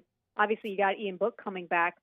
So if you can just be that ground and pound type Notre Dame team that is able to control games in the way that in their best seasons they're able to, certainly that'll give them the chance against Clemson. They get Clemson at home in November. And there's some questions defensively as well. The secondary is going to be young. They've got a great young player in Kyle Hamilton, but beyond him, they've got some questions to answer as well. So I don't necessarily think that Notre Dame is in the same class as Clemson right now, but I do think they'll have potentially an opportunity. November's a long way away. Clemson's got some question marks themselves that they're going to have to get answered here in the early part of the season. I still think it's Clemson and everybody else, but if there's a team that's closer to them, it's probably Notre Dame because of what they have coming back up front, both on offense and defense. Andrea Adelson is our guest from ESPN. Andrea, when everybody tunes in for college football tomorrow, they're going to be watching a lot of ACC games. They're the big school conference that's playing tomorrow. Give me one or two names of breakout players that maybe, Joe Average fan doesn't know about, but they're on the cusp of breaking out, and you're looking for them to have big things in 2020. Well, first game, Syracuse against North Carolina. I think there's a player that should be on the national radar. That is not. His name's De'Ami Brown, and he's a receiver at North Carolina.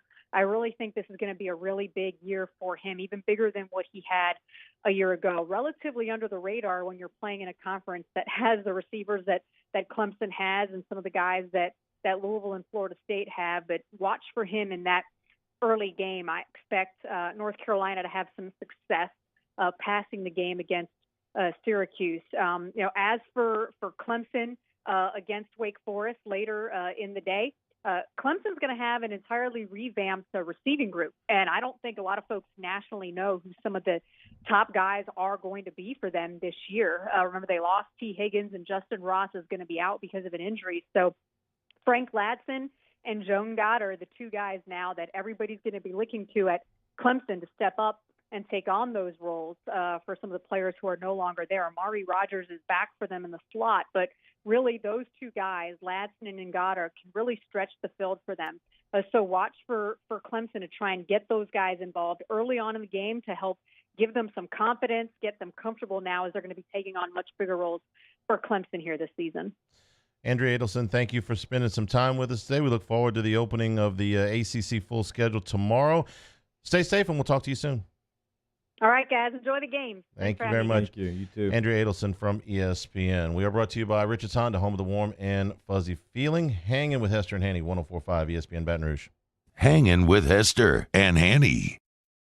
In times of need, get a full list of phone numbers, websites, and other important emergency information on the Demco Stormwatch page at 1045ESPN.com.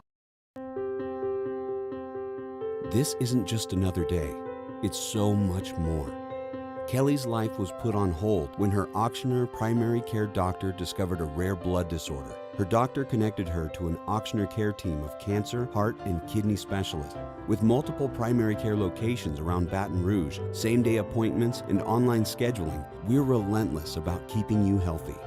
Auctioner Baton Rouge, innovating healthcare for Kelly.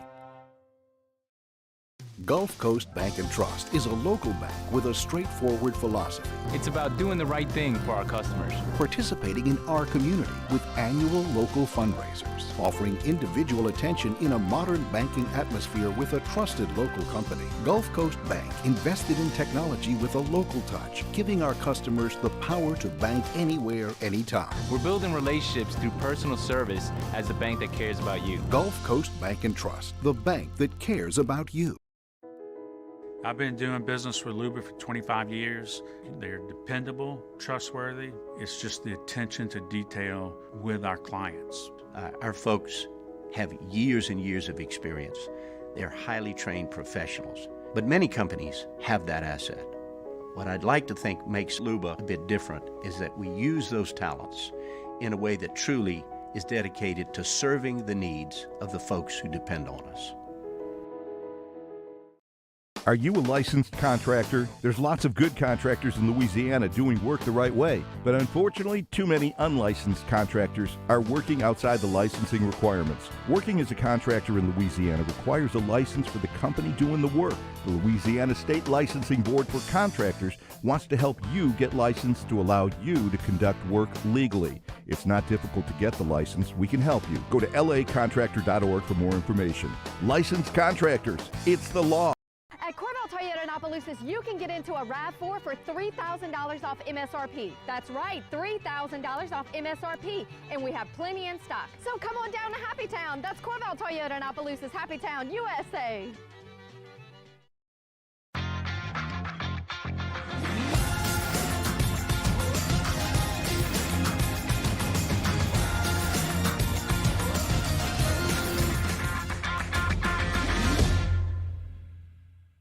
Gulf Coast Office Products is a nationally recognized Savin office equipment dealer based right here in Louisiana. Over 100 employees strong, Gulf Coast has the boots on the ground to support all vertical markets, from education, engineering, legal, and finance. With the latest in office technology, from desktop to production segment units, Gulf Coast and Savin have the perfect fit for you. Call 225-756-2644. That's 756-2644 for Gulf Coast Office Products. ServiceMaster Elite create clean, disinfected work environments. As a local business, we take pride in serving the New Orleans and Baton Rouge areas. Our cleaning protocols follow CDC and OSHA standards for healthcare settings, offices, senior living, restaurants, and industrial plants. Contact ServiceMaster Elite to get your operation ready for reopening with germ disinfection cleaning. ServiceMaster Elite, the trusted choice in professional cleaning since 1996. To all of our heroes working on the front lines of this COVID-19 pandemic, your bravery and selflessness represent the very best of us, and we want to say thank you. I'm asking everyone around the state to join me in celebrating the heroism of our healthcare professionals on the 19th of every month at 1900 hours, that's 7 p.m. Write a note of appreciation, make plans to donate to charitable organizations, or say a prayer. To learn more, visit 19thanks. Tune into a Monday edition of Game Time with Jimmy Ott and Ben Mintz. The guys recap Saints versus Buccaneers, as well as all their football picks from over the weekend. Join us from 6 to 8 p.m. on 104.5 ESPN Baton Rouge.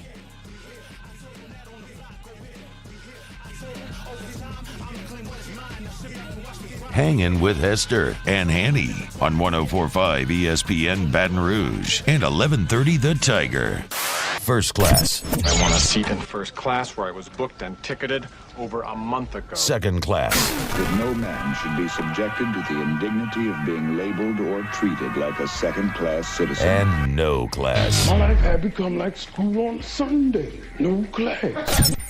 I'll tell you what then. Why don't you call me sometime when you have no class? First class, second class, no class, brought to you by Relief Telemed for businesses that have frequent interactions with the public, like restaurants and retail stores, service-based businesses that cannot afford to be shut down or to send home employees. Relief's COVID mitigation platform takes all the hassle, chaos, and stress out of having your employees tested for COVID. The process starts with a video visit with a physician and ends with a custom action plan for every employee. Through a dashboard, you know exactly when your employees can come back to work, and they offer both on-site and off-site testing options. They're going to have your business up and running. You are not going to have that missed time. We tell you all the time, they did it for my business up in North Louisiana. They do it for LSU. When LSU was looking for who is the best, they knew the only choice was Relief Telemed. You can find them online at relieftelemed.com. A better way to see your doctor. Get the doctor office experience without the office at Relief Telemed. So my first class, let's say you are the ownership group of the Kansas City Chiefs. And you say, okay, the Hunt family, what do we want to see today here in Kansas City? Well, I'd like to see us come out, and the first thing is I'd like to see us be able to get pretty much the highest or very close to the highest number of fans in the seats for the first game of the season. I'd like to do it safely. I'd like to do it without incident. Check. I'd like my team to come out and my $500 million quarterback to play really well. Check. I'd like my defense to assert itself and prove that they can be a good complement to this offense. Check. I'd like my first-round pick to come out and make an impact and, prove that not only are we just as dynamic offensively as we were a year ago, we might even be better. Right. Check. Like to win the game and win it comfortably. Check. I'd like the total to go over. Oh, wait, no, that was mine. But the rest of the stuff for the Kansas City Chiefs, it could not have been a better opening night for them. Both on and off the field. So with how they handled all of the COVID stuff and how they handled the defending champion thing, it's hard to repeat, and maybe they won't repeat. I mean, it's a long season; we got a long way to go. But the opening night, A+, boys. Very likable team. They're easy to root for. They're not a team that has that success that everyone hates. Got a very humble quarterback. Got a humble first-round running back. The receivers are happy when the other catches the ball. Most people like Andy Reid. Yeah, if you're not from Philadelphia, I mean, they may still be a little bit better. And he had a lot of success there. They were a lot of NFC Championship games, Super Bowl. Just one off kind of. Yeah. You might hear about Andy Reid later on in the segment. But I agree with everything you said. All right, my first class is today's obviously 9/11. It's hard to believe it has been 19 years since 9/11, but just a complete shout out to everyone who was affected by this. I mean, it affected so many, the first responders as well. This is a day that we all remember exactly where we were when it happened. I think I was a sophomore in high school, coming off the workout we had, and I remember hearing it and just thinking, okay, it was a small plane that just got lost its way. And then when you found out exactly what it was, and we all remember the TVs kind of getting rolled into the classrooms, and just the weeks and the months leading after that, I should say, it was just something that we'll never forget. Very tragic, and so many people were so brave and really selflessness, and just showed you what this country can be. I feel like that's one of the times in my lifetime that I remember the country being united as much as it's ever been. I think we all remember Game 3 of the 2001 World Series when President Bush went out there and threw the first pitch, and the solidarity that we all felt, and he throws it right down the middle. And I think everybody in the country at that moment felt like we were as close together as we've been maybe ever. And so just a 9/11 remembrance for everyone that affected. I was driving into work that day, and I was a program director at the time of the All Sports station. It was WIBR here in Baton Rouge, and I'm listening to the station driving in, and all of a sudden it cuts away to a news feed, and I'm saying, "What?"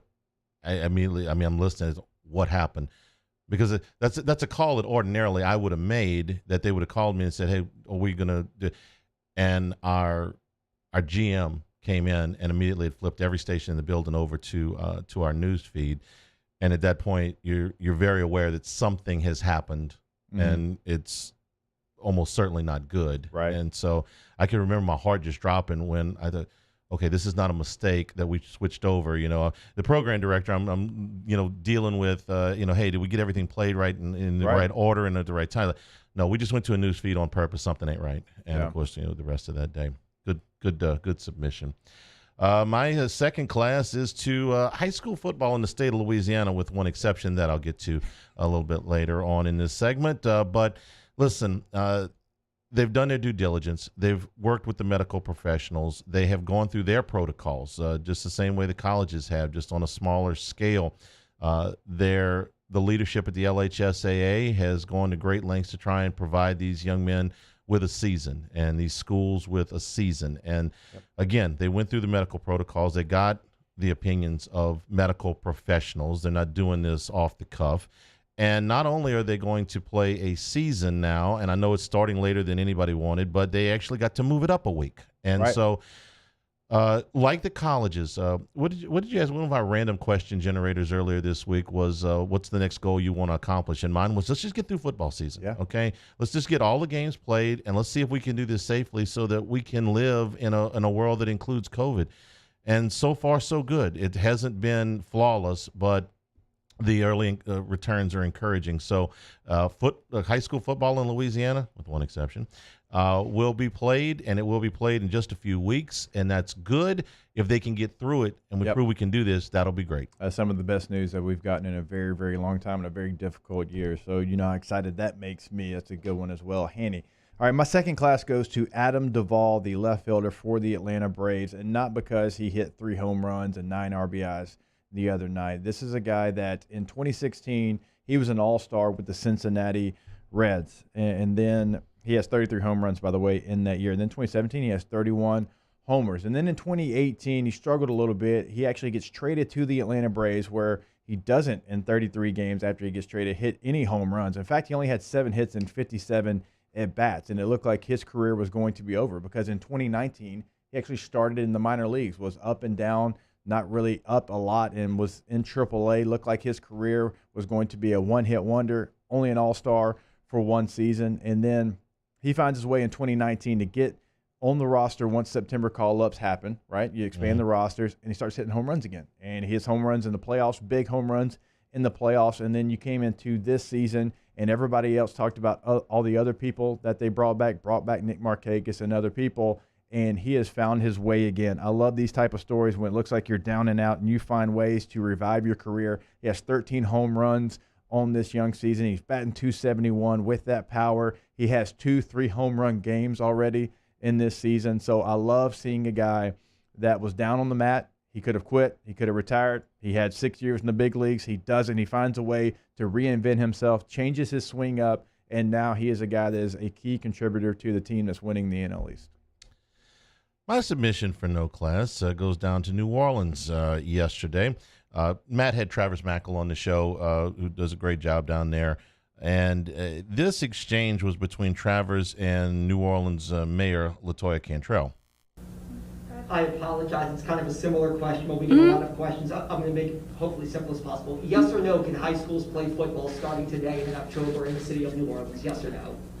I just answered that question. But it wasn't, with all due respect, I think there's a lot of confusion. With all due respect, phase 2, what confusion?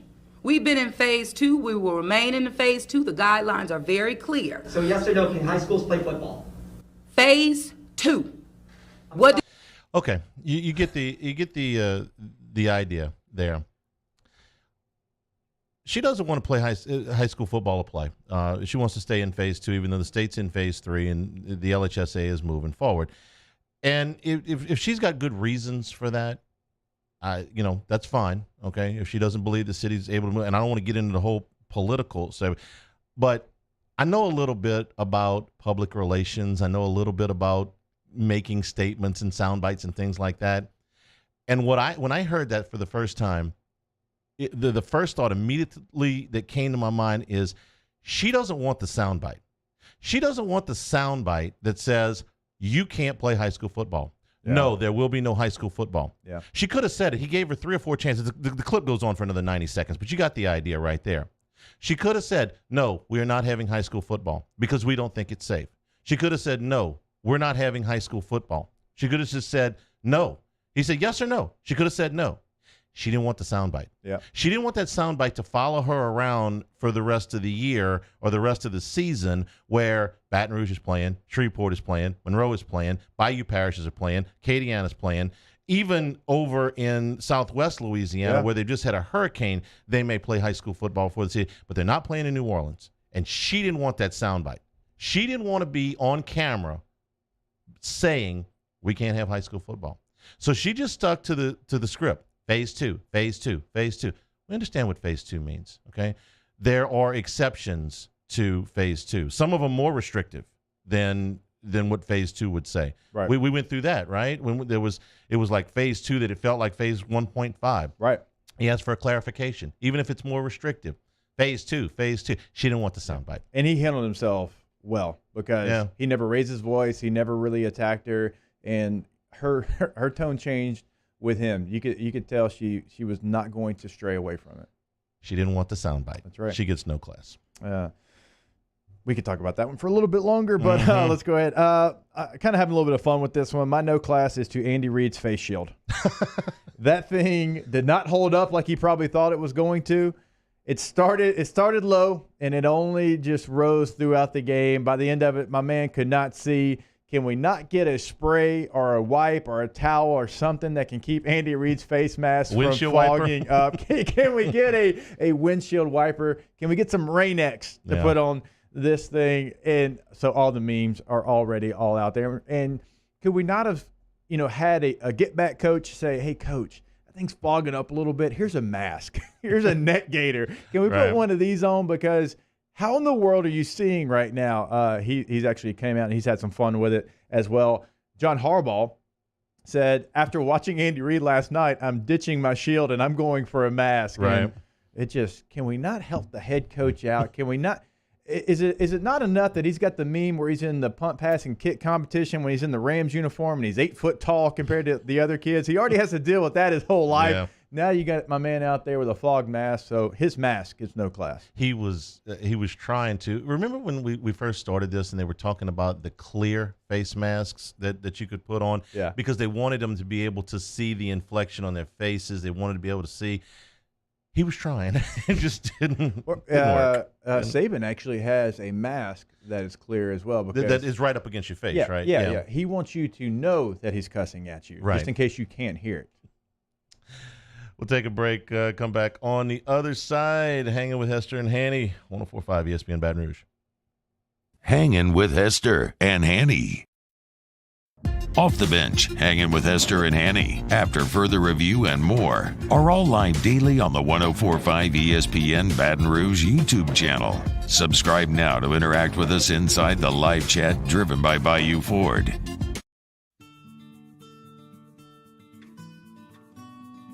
This is a house call. This is a follow-up appointment. This is a diabetes checkup.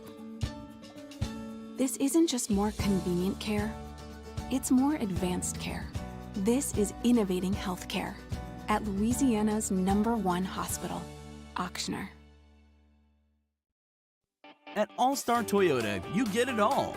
If you're in the market for an all-new Toyota vehicle, come see our friendly and knowledgeable sales team at All-Star Toyota.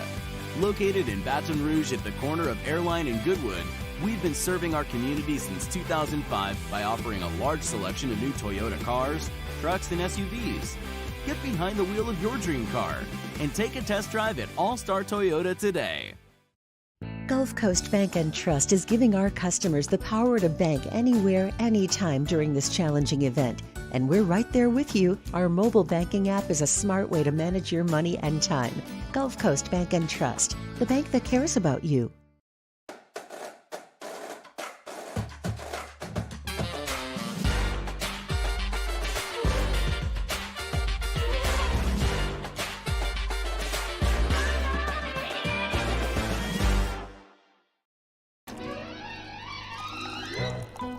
Le posso offrire un caffè? Le posso offrire un caffè? Andiamo insieme da me, non c'è.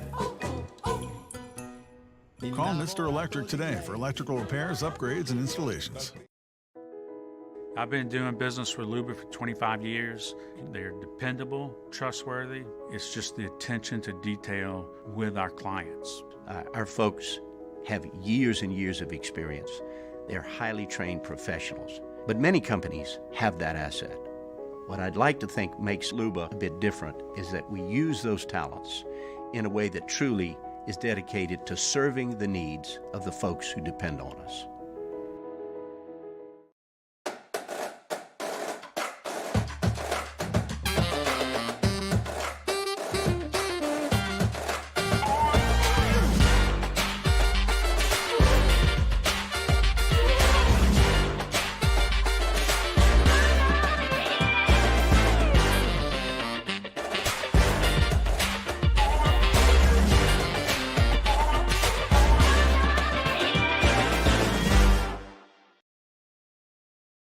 Are you a licensed contractor? There's lots of good contractors in Louisiana doing work the right way, but unfortunately, too many unlicensed contractors are working outside the licensing requirements. Working as a contractor in Louisiana requires a license for the company doing the work.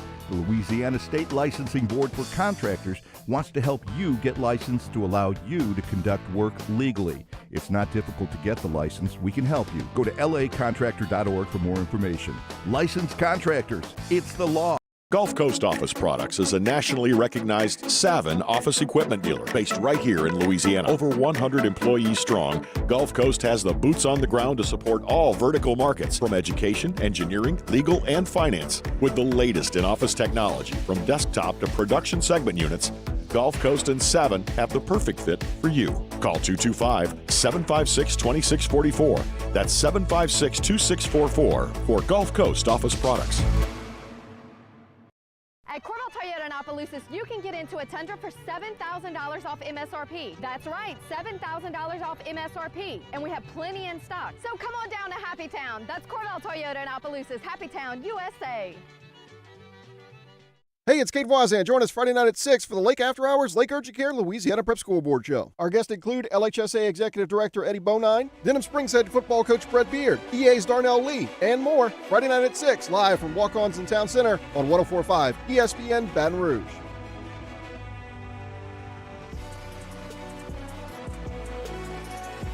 Hangin' with Hester and Hanny on 104.5 ESPN Baton Rouge and 1130 The Tiger. We're brought to you by Richard's Honda, home of the warm and fuzzy feeling.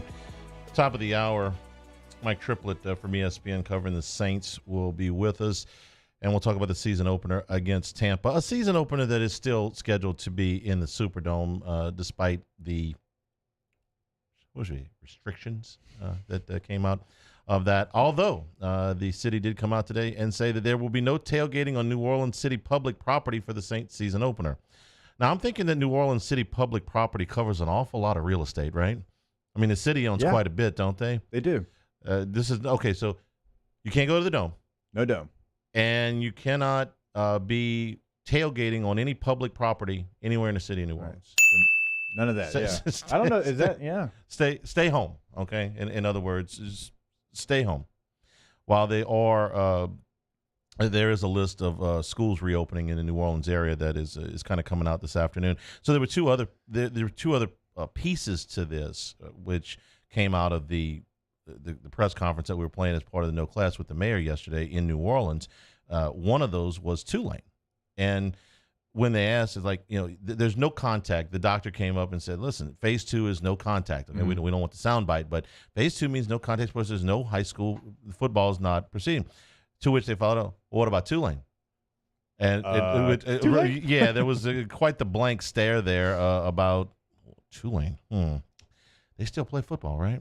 Not in the Superdome anymore. Was dumbfounded when that question was asked. So Tulane sent out a statement earlier today that, for all intents and purposes, said, listen, we've been practicing for a month. We're going to be on national TV next week when we open our season in New Orleans next season, because they open – their first home game is next week from tomorrow.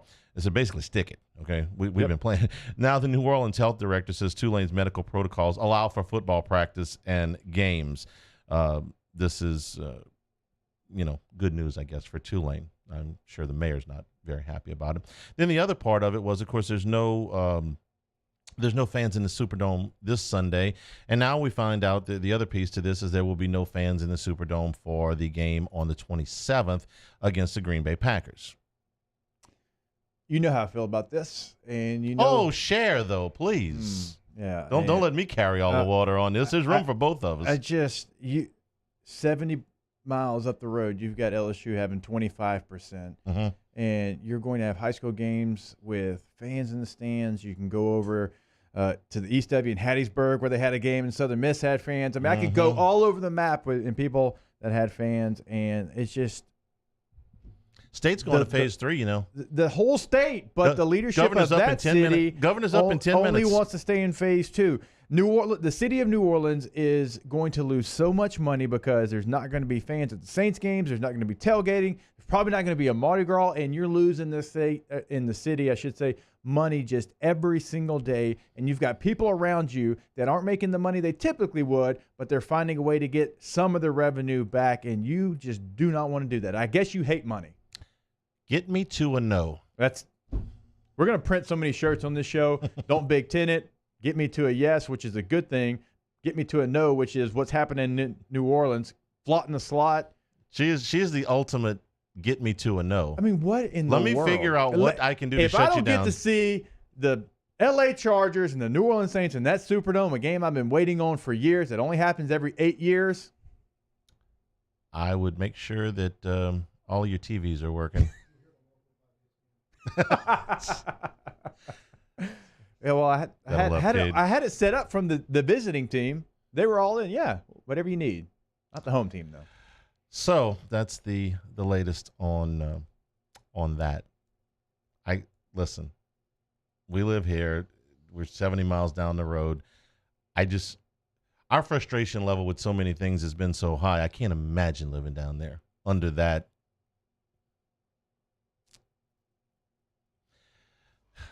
Searching for a word that doesn't get me fined. Under that regime. How's that? Yeah, I think you're fine here. Yeah. You can say whatever you want. I'll back you. Under that regime, it would be exceptionally frustrating, I would say. Mike Triplett, when we come back, hanging with Hester and Hanny, 104.5 ESPN Baton Rouge.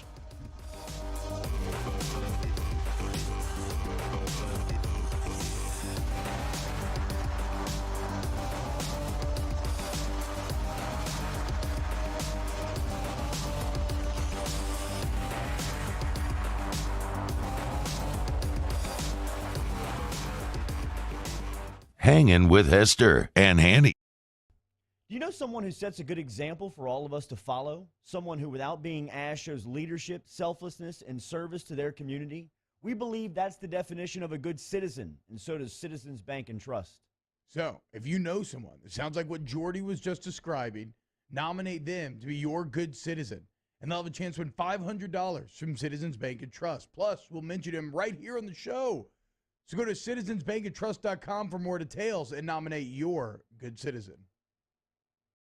Are you a licensed contractor? There's lots of good contractors in Louisiana doing work the right way, but unfortunately, too many unlicensed contractors are working outside the licensing requirements. Working as a contractor in Louisiana requires a license for the company doing the work. The Louisiana State Licensing Board for Contractors wants to help you get licensed to allow you to conduct work legally. It's not difficult to get the license. We can help you. Go to lacontractor.org for more information. Licensed contractors, it's the law. At All-Star Toyota, you get it all. If you're in the market for an all-new Toyota vehicle, come see our friendly and knowledgeable sales team at All-Star Toyota. Located in Baton Rouge at the corner of Airline and Goodwood, we've been serving our community since 2005 by offering a large selection of new Toyota cars, trucks, and SUVs. Get behind the wheel of your dream car and take a test drive at All-Star Toyota today. This isn't just another day. It's so much more. Kelly's life was put on hold when her auctioneer primary care doctor discovered a rare blood disorder. Her doctor connected her to an auctioneer care team of cancer, heart, and kidney specialists. With multiple primary care locations around Baton Rouge, same-day appointments, and online scheduling, we're relentless about keeping you healthy. Auctioneer Baton Rouge, innovating healthcare for Kelly. Here at the Big Squeezy, we continue to serve the Baton Rouge and Southeast Louisiana areas during these troubling times. We are dedicated to providing you healthy food items to help you live your best life. From our cold-pressed juices to our delicious smoothies, let the Big Squeezy keep you going. Stay active, stay happy, and let us help you stay healthy. Visit us at our locations and also inside of Alexander's and Mathern's grocery stores or online at thebigsqueezy.com. ServiceMaster Elite create clean, disinfected work environments. As a local business, we take pride in serving the New Orleans and Baton Rouge areas. Our cleaning protocols follow CDC and OSHA standards for healthcare settings, offices, senior living, restaurants, and industrial plants. Contact ServiceMaster Elite to get your operation ready for reopening with germ disinfection cleaning. Service Master Elite, the trusted choice in professional cleaning since 1996. To all of our heroes working on the front lines of this COVID-19 pandemic, your bravery and selflessness represent the very best of us, and we want to say thank you. I'm asking everyone around the state to join me in celebrating the heroism of our healthcare professionals on the 19th of every month at 1900 hours, that's 7 p.m. Write a note of appreciation, make plans to donate to charitable organizations, or say a prayer. To learn more, visit 19thanks.org. Thank you, and God bless. I've been doing business with Luba for 25 years. They're dependable, trustworthy. It's just the attention to detail with our clients. Our folks have years and years of experience. They're highly trained professionals. But many companies have that asset. What I'd like to think makes Luba a bit different is that we use those talents in a way that truly is dedicated to serving the needs of the folks who depend on us.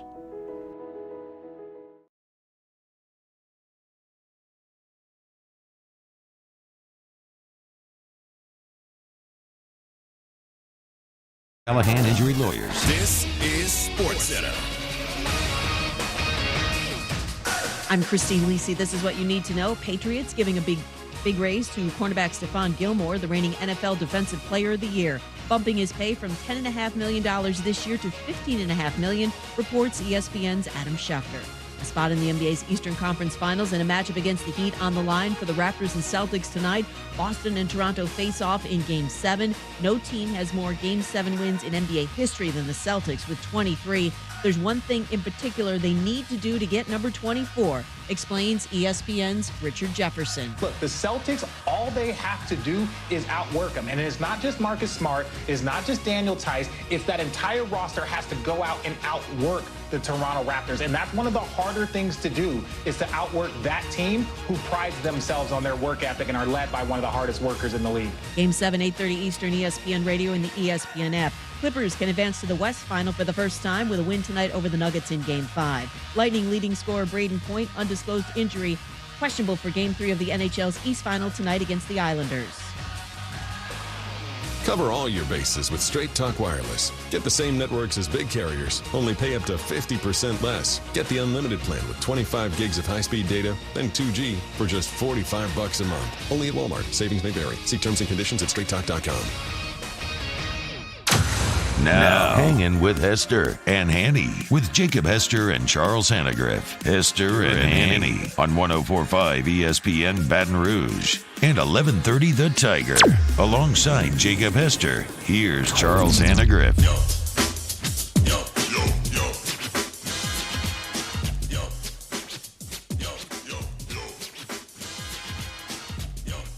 Hour number 3, hanging with Hester and Hanny on a Friday afternoon. Glad that you're with us, whether it be on 104.5 ESPN Baton Rouge or 1130 The Tiger in Shreveport. If you're watching along with us on CST, our YouTube channel, 104.5 ESPN, or our Hanging with Hester and Hanny page for all of our previous interviews, you can go and catch out Stephen St. John from Sports Radio 810 in Kansas City on Clyde Edwards-Helaire, or Andrea Adelson from ESPN about the ACC start tomorrow. And now Mike Triplett from ESPN joins us as the Saints get ready to open the 2020 season against Tampa on Sunday afternoon. Mike, good afternoon. How are you? Good. How are you doing?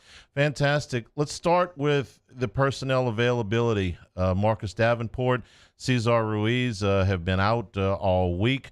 What do we know somewhere around 48 hours to kick off their availability? Yeah, we might get an official word on that as soon as the injury report comes out if they rule them out. But, I mean, missing the practice time they missed, obviously not a great sign for this week. But the fact that they didn't place them on the injured reserve makes me think both are pretty temporary, because now the new rule says, you know, you can bring a guy back after just 3 weeks. So I think they're getting close. We actually saw practice working off to the side. So I think they're close, but I'd be surprised to see either one in this game, to be honest. If Ruiz doesn't play, what does the offensive line look like? It would be Nick Easton at right guard, and he actually started a few games for them last year when Andrew Feet was hurt, came into a few games for Larry Warford as well, and they held up pretty well with him there. You know, long term, you hope Cesar Ruiz provides an upgrade there, but since this would have been his first career game after an abbreviated off season. The actual drop off in week one is probably not that great there. I think losing Davenport would be a bigger blow because, obviously when Davenport has been healthy and playing well, he can be an explosive player, and it just makes that group so much thinner without him in it. Mike, a player that I'm probably more excited to watch than any is the rookie Zach Bond. I think it's the guy that can play so many different roles on your defense. You really got to steal in the third round with a first-round talent, in my opinion. How do you see him being rolled out there in the opener? Yeah, that'll be interesting because, look, he is one of the few people that were affected on this team by having that abbreviated offseason. The Saints in general are in better shape than most with all the continuity, but he's a guy who obviously he was almost exclusively used as an edge rusher at Wisconsin, and he's going to be more of an off-the-ball linebacker in the pros, probably edge rushing on some sub packages. But, you wanted as much time this offseason as you could with him, and that was abbreviated. And then he actually had an injury issue that made him miss about a week of training camp, though he came back last week. So I think he'll play in this game, but he might be a little more gradual before we see him. Ultimately, they think he can be the starting Sam, which is a part-time role in New Orleans, and down the road they think he can be a starting Mike linebacker for them. But in the meantime, like you say, with that versatility he has, I think we'll also see him rushing off the corner on some sub-pack. Mike Triplett is our guest. Mike Evans returned to practice today, but is being called by Bruce Arians a game-time decision on Sunday. Mike, we've seen some great battles between Evans and Marshawn Lattimore, so I know we don't know exactly what this Tampa Bay offense is going to look like, but with Brady and the new the new regime. But what is the loss of Mike Evans, whether he plays or not? How much it changes Tampa's offense?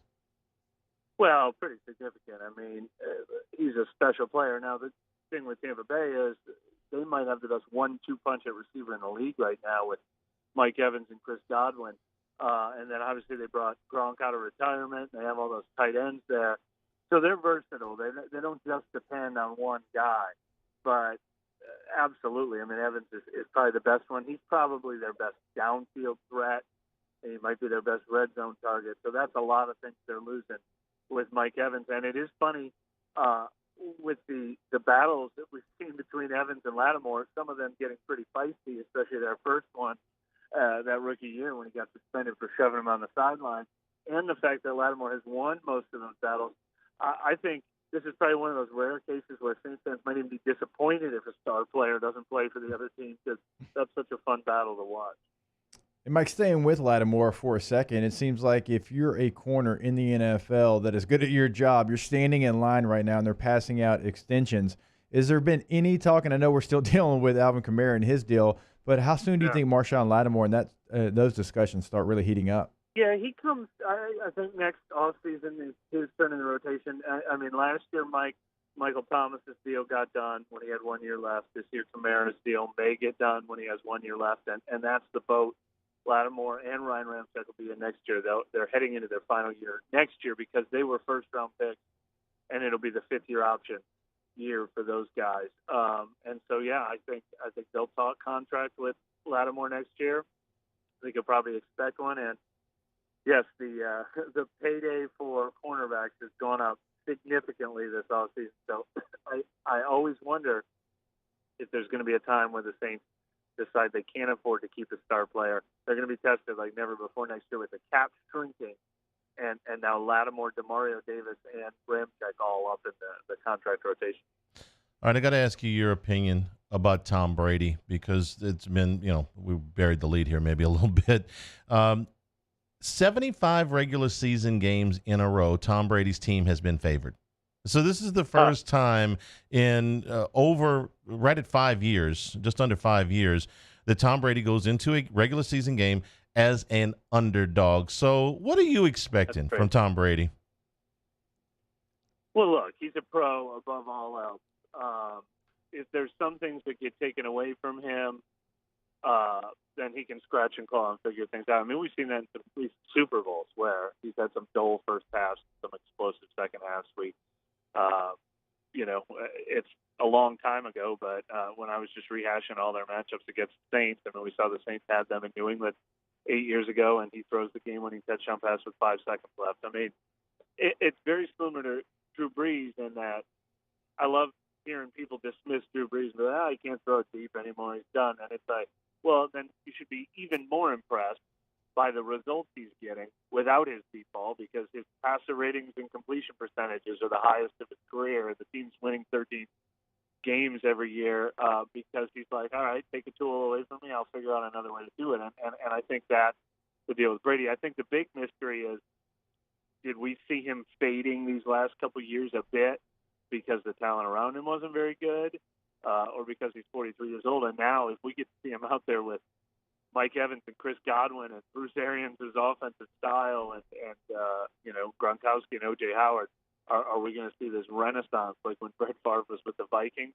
Or are we just going to see a guy who knows how to manage a game better than anyone else in the league? If I'm the Saints and being in NFL locker rooms before, I'm loving the fact that the Buccaneers are going out there. They're making all these moves, and everybody's talking about them. They got the most tickets in Vegas to be Super Bowl champs, and they signed Shady McCoy and Leonard Fournette and all those moves. I've got to imagine the guys in the locker room just love that. They're not talking about the Saints winning in the South. No, and it doesn't put all that much pressure on them. There is a lot of pressure on the Saints this year because they are admittedly Super Bowl or bust. That's the only thing left for them to do, and they want to do it before all these contracts come up, before Drew Brees retires. They want to actually get this thing done. But you're right. What's interesting about Tampa Bay is part of me wants to dismiss them, or not dismiss them, but have a lot of caution because dream teams, so to speak, never work. When somebody just compiles all this talent and expects it to happen overnight. But the sneaky thing about Tampa Bay is they were close to being a playoff team last year, right around 500. One of the rising young defenses, those receivers we're talking about. So he stepped in, Tom Brady got to handpick his situation. He picked this one for a reason. It is a place he can go and win. It doesn't have to just be him winning by himself. But I agree, the Saints are the team to beat, and to be able to go into this game as the overlooked team is probably pretty nice. Does this game, Mike, by definition, have to be a passing duel? Not because it's Brady and Brees so much, but because these are two of the top run defenses in the league. Tampa was number one last year, and the Saints haven't allowed a 100-yard back in 3 seasons. So just almost by default, don't we have to see these two quarterbacks put the ball in the air a lot? Yeah, but when you say put the ball in the air, that's a little different than, Brees maybe throwing 8 passes to Alvin Kamara and Tom Brady, who throws to running backs more than anyone in the league. They just do it a little differently. But you are right about that. Neither one is going to say, hey, I know the key to beating this team, and it's going to be running it down their throats. That doesn't work against either team. Mike, we appreciate your time. As always, stay safe, enjoy the game, and we'll talk to you real soon. All right, thank you. Mike Triplett from ESPN. Here's this, when he was bringing up that Tampa was almost a playoff team a year ago. That was with Jameis Winston. Jameis Winston threw for over 5,000 yards, but he threw 30 interceptions in 16 games. How many games do you have to go back for Tom Brady to have thrown 30 interceptions? I'm going to guess more than 16. Yes, correct. How many more than 16? 30 interceptions? Yeah. How many games do you have to go back to get Tom Brady to 30 interceptions? I'm thinking 1 in 3, 90. Not quite that many. Okay. 64 games. Okay. 4 seasons. Jameis Winston threw as many interceptions last year as Tom Brady has thrown in the last 4 seasons. If you cut that number in half, Tampa makes the playoffs last year. I would be willing to say if you cut that number by a third, if he throws 20 interceptions, maybe even 22 interceptions, they make the playoffs last year. I don't know how many interceptions Tom Brady's going to throw this year, but I know it's not going to be 30. So it is not going to be 30. This is a playoff team. If they just do what they did last year, which that's not guaranteed in the NFL, but if you just do what you did last year and the quarterback throws half or 2/3 of the interceptions, this is a playoff team. And they were not a good football team running the ball. They really weren't. No. Ronald Jones had a nice season. He had 724 yards. He only had 4.2 a carry. Their backup, Peyton Barber, only had 3.1 yards a carry on 154 carries. I'm not trying to be funny. That's typically what a fullback who only gets the ball on 4th and 1 gets, 3.1 yards a carry. So they were not a good team running the football either. They took care of the ball, and Jameis Winston did not. Hang on. Now, they had 41 turnovers last year. So that's, I'm saying that's 11. They almost their fumbled. top 2 backs only lost 1 apiece. It might have been wide receiver, and Winston had 5 of those fumbles too. So Yes, the running backs. So 41 turnovers, man. God, their poor defense. Shady McCoy, you still have Jones. You hope he grows. You have a Leonard Fournette. So you've got to assume they're going to be better running the ball. Look, it's a real team. I don't think it's a dream team scenario that we've talked about before. Do I put them in the Super Bowl? No, they've got a long way to go. It's a real team that can beat anybody on any given Sunday. I understand that. I still like the Saints roster better than I like Tampa Bay's roster because they still do have questions. It's nice that you've gotten these pieces together. How are they going to work out together? What's the chemistry going to be like? Even with a Tom Brady, he was in the same place his whole career. What's that chemistry going to be like? How's the game day operation going to work? He could roll out of bed, close his eyes, wear a blindfold, whatever. He knew how Bill Belichick was going to run a Sunday. He doesn't know here. So those things are going to take some time. It's a team that didn't need Tom Brady to be a playoff team, in my opinion. Right. If they had gone out and made a trade like the Bears did for Nick Foles, the Bucs could have been all they needed to do was cut down on the turnover. The run defense is there. The skill position people were mostly there. They could have used some help at running back, but they ended up getting that. They did. If they had swapped out for Nick Foles, I'm just using a veteran quarterback that wouldn't have turned it over. If Jameis had LASIK before. If they could have trusted Jameis to come back and not turn the ball over, that means I'm just talking They about need a steady Eddie might have put this Andy team in Dalton. the playoffs. They could have gone and signed Andy Dalton and probably made the playoffs if they just duplicated what they did last year minus the turnovers. Right. Again, it's a year-to-year league. I get it. Hanging with Hester and Hanny, 104.5 ESPN Baton Rouge. Hanging with Hester and Hanny. GMFS Mortgage, gmfsmortgage.com. Right now, if you're in the market for a new home, you may find yourself with more purchasing power than you ever had before because of the low interest rates, historically low interest rates, not only for a new home, but for a refi.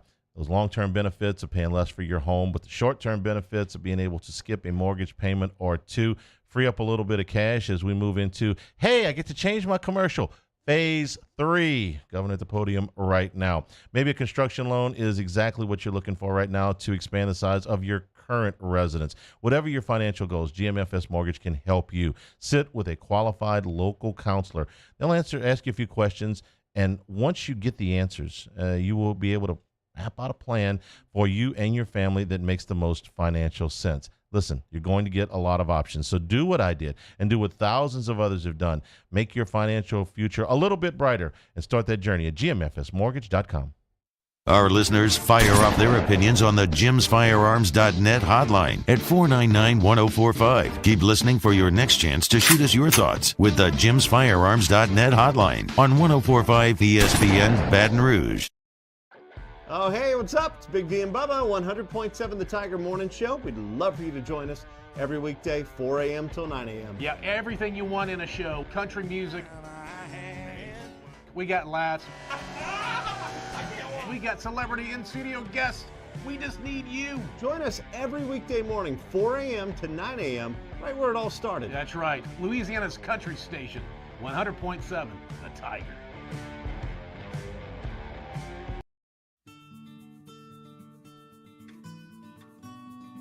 This is a house call. This is a follow-up appointment. This is a diabetes checkup. This isn't just more convenient care, it's more advanced care. This is innovating healthcare at Louisiana's #1 hospital, Auctioner. When you want the best of Louisiana, you don't go to a superstore. We know what we like, and we like it local. Same goes for banking. As one of Louisiana's largest local banks, we offer homegrown services crafted around you. Gulf Coast Bank, the bank that cares about you. Peyton was awesome the whole time, like so friendly, very quick to just come up, like let me know if there's anything you need, and just really make you feel like you're taken care of and you're kind of part of their little law family. Are you a licensed contractor? There's lots of good contractors in Louisiana doing work the right way, but unfortunately, too many unlicensed contractors are working outside the licensing requirements. Working as a contractor in Louisiana requires a license for the company doing the work. The Louisiana State Licensing Board for Contractors wants to help you get licensed to allow you to conduct work legally. It's not difficult to get the license. We can help you. Go to lacontractor.org for more information. Licensed contractors, it's the law.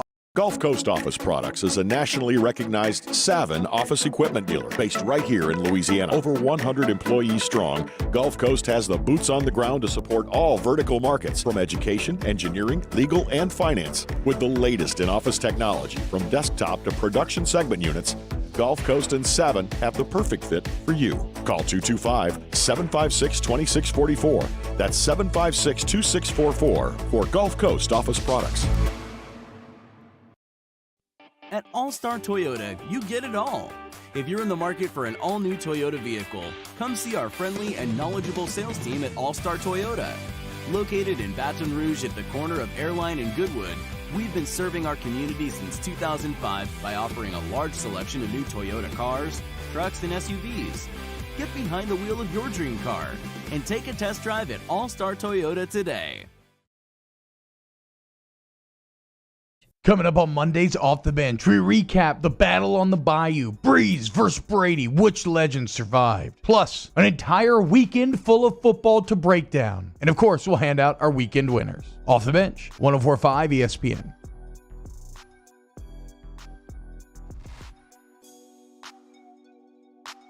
Hangin' with Hester and Hanny on 104.5 ESPN Baton Rouge and 1130 The Tiger. I got a question in the Bayou Ford chat on YouTube about whether they're going to pump noise into the Superdome on Sunday with no fans. I know that the broadcasts are pumping in noise. We sort of disagree about that. I'm fine with it. You would like to actually hear the pads popping. Yeah.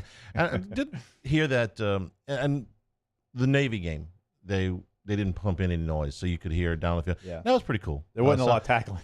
Right, exactly. So I kind of changed my mind on it. I wouldn't mind hearing a little bit of that. So I'm going to reserve judgment until I see exactly what they're going to pump in on Sunday. But one of the things they are, and I don't know what they're doing inside the dome verbatim, but one of the things they are going to do is that Mark Romig will be on the PA, which I think is kind of cool. If they had skipped it, okay, he's a PA. What's he the PA for? Okay.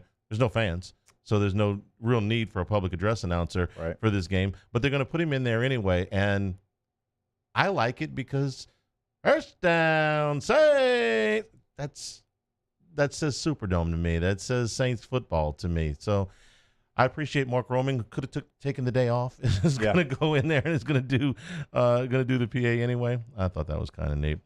Sean Payton had his final offensive meetings, and he discussed some of the contents of that.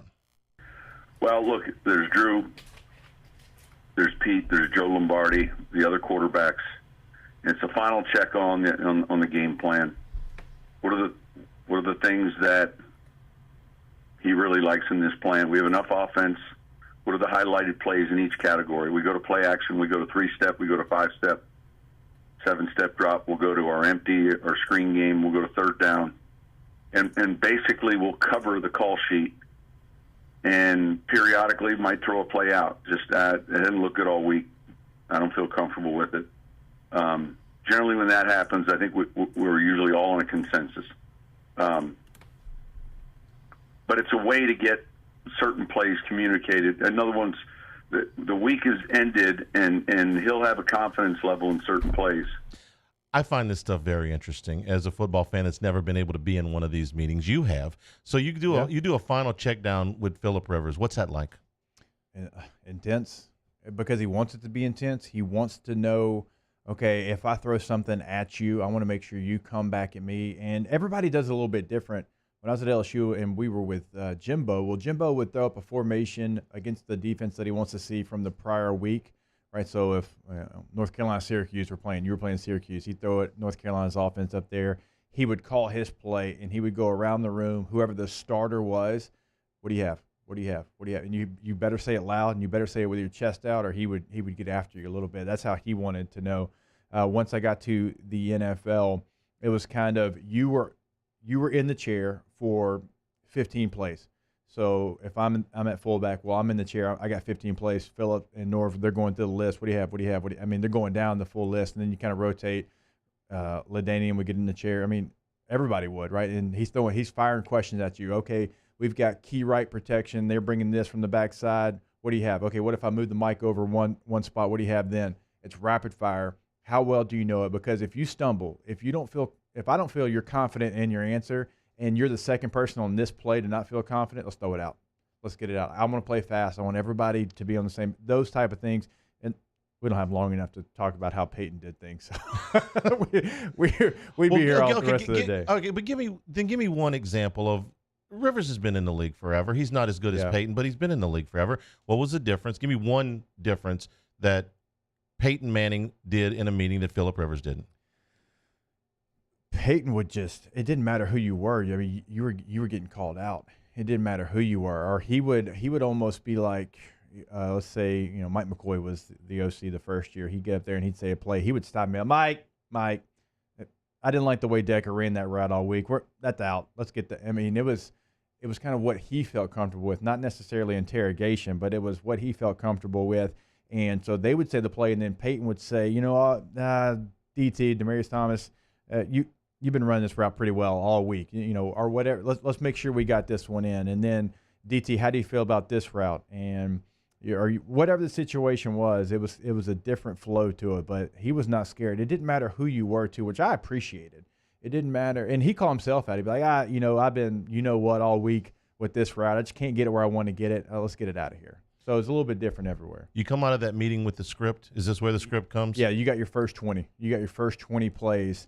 And you've got those are, and it's not even necessarily the plays that you feel the best about throughout the game, but it's what you want to set the tone with. What do we want to come out of the gate with? We want to create an identity. Everywhere I've ever been that's been good on offense, they want the defense to know the identity of what we're doing. If we're going to come in and we're going to hit you in the mouth this week, we want you to know that in the first 4 plays. If we're going to come out, we're going to go NASCAR pace, we're going to go fast, we want you to know that in the first 4 plays. And so everywhere is a little bit different, but that's where you come up with those first 20 plays that you're going to run. And you stay on that script unless the what hits the fan, you stay on that until at least play 12. But you don't do it's not in order, right? You try to.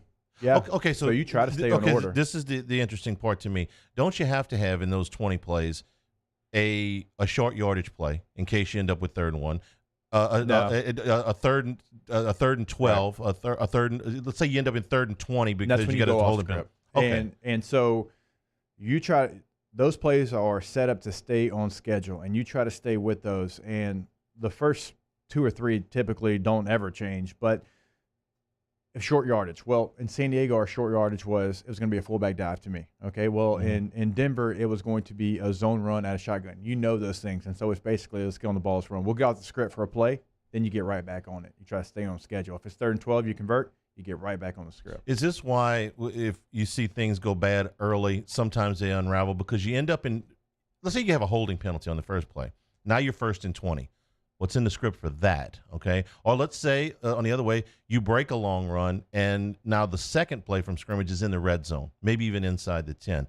Then are you – You don't get off as much as you would think. Really? Even in that 1st and 20 situation, if you've got stretch left, power stretch left, whatever you've got, you're going to try to run that. Because all week you've been working on that one. You've got your – Saturday walkthrough, that's the play you ran first. It's the first play that you talked about in the lock. I mean, they stay on it in that situation more than you would think. This is why, guys, you're throwing stuff at the TV when it's 2nd and 17 and they're running stretch. It's like, what are you doing? It's 2nd and 17. Oh, it's on the script. I see. Hanging with Hester and Hanny, 104.5 ESPN Baton Rouge. Hanging with Hester and Hanny. Gotros Outdoor Power for all of your property maintenance needs, and they partner with our friends over at Skag to give you the ultimate mowing experience with their zero-turn mowers from the residential all the way up to the big commercial units. And So many incentives to get with SCAG. First of all, our Simply the Brave program, 15% off MSRP for all our first responders, our police, our fire, our medical teams. You get 15% off MSRP. 60 months interest-free financing is available on all of your SCAG zero-turn units. And free delivery, biggest parts inventory department in the state. You're always going to get service after the sale. Somebody that always stays on the script. You know what you're getting. That is Gotros Outdoor Power. 2 locations locally, Airline Industrialplex in Baton Rouge, Airline at 74 in Gonzales. Of course, you can always find them online at GotrosOutdoorPower.com. That's where that free delivery comes in. You're listening to us in North Louisiana, watching us on CST. Check everything out on the website. That way you know exactly what you're getting, which is the best. Over at Gotros, we make it easy. We opened up the playbook and expanded our coverage. Listen daily in high definition on 98.1 HD2. We are 104.5 ESPN Baton Rouge. When it's clearance time, smart customers rush to Richards Honda because all your favorite Honda models are at fantastic prices. And with our fanatical customer care, it's no wonder people call Richards Honda the smart choice.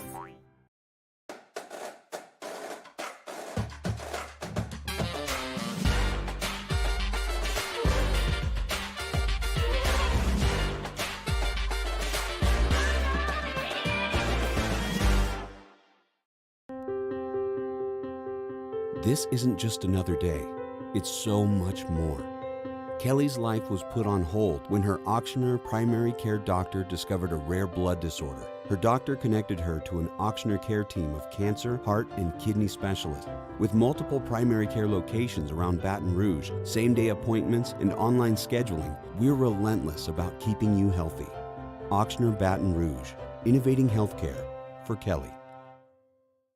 ServiceMaster Elite create clean, disinfected work environments. As a local business, we take pride in serving the New Orleans and Baton Rouge areas. Our cleaning protocols follow CDC and OSHA standards for healthcare settings, offices, senior living, restaurants, and industrial plants. Contact ServiceMaster Elite to get your operation ready for reopening with germ disinfection cleaning. ServiceMaster Elite, the trusted choice in professional cleaning since 1996. Here at the Big Squeezy, we continue to serve the Baton Rouge and Southeast Louisiana areas during these troubling times. We are dedicated to providing you healthy food items to help you live your best life. From our cold-pressed juices to our delicious smoothies, let the Big Squeezy keep you going. Stay active, stay happy, and let us help you stay healthy. Visit us at our locations and also inside of Alexander's and Mathern's grocery stores or online at thebigsqueezy.com. At Cordell Toyota in Opelousas, you can get into a Tundra for $7,000 off MSRP. That's right, $7,000 off MSRP. And we have plenty in stock. So come on down to Happy Town. That's Cordell Toyota in Opelousas, Happy Town, USA. To all of our heroes working on the front lines of this COVID-19 pandemic, your bravery and selflessness represent the very best of us, and we want to say thank you. I'm asking everyone around the state to join me in celebrating the heroism of our healthcare professionals on the 19th of every month at 1900 hours, that's 7 p.m. Write a note of appreciation, make plans to donate to charitable organizations, or say a prayer. To learn more, visit 19thanks.org. Thank you, and God bless. Your Honda needs some TLC, and Richards Honda is the smart place to get it. With oil changes at just $39. And with so many service bays, you'll be in and out super fast. Hey, it's Matt Moscona inviting you to join us for Friday's AFR presented by Don Juan Cigar Bar. Recapping opening night in the NFL and getting you set for a big weekend in college football, plus Terrio's in studio. Join us 3 to 6, 104.5 ESPN Baton Rouge.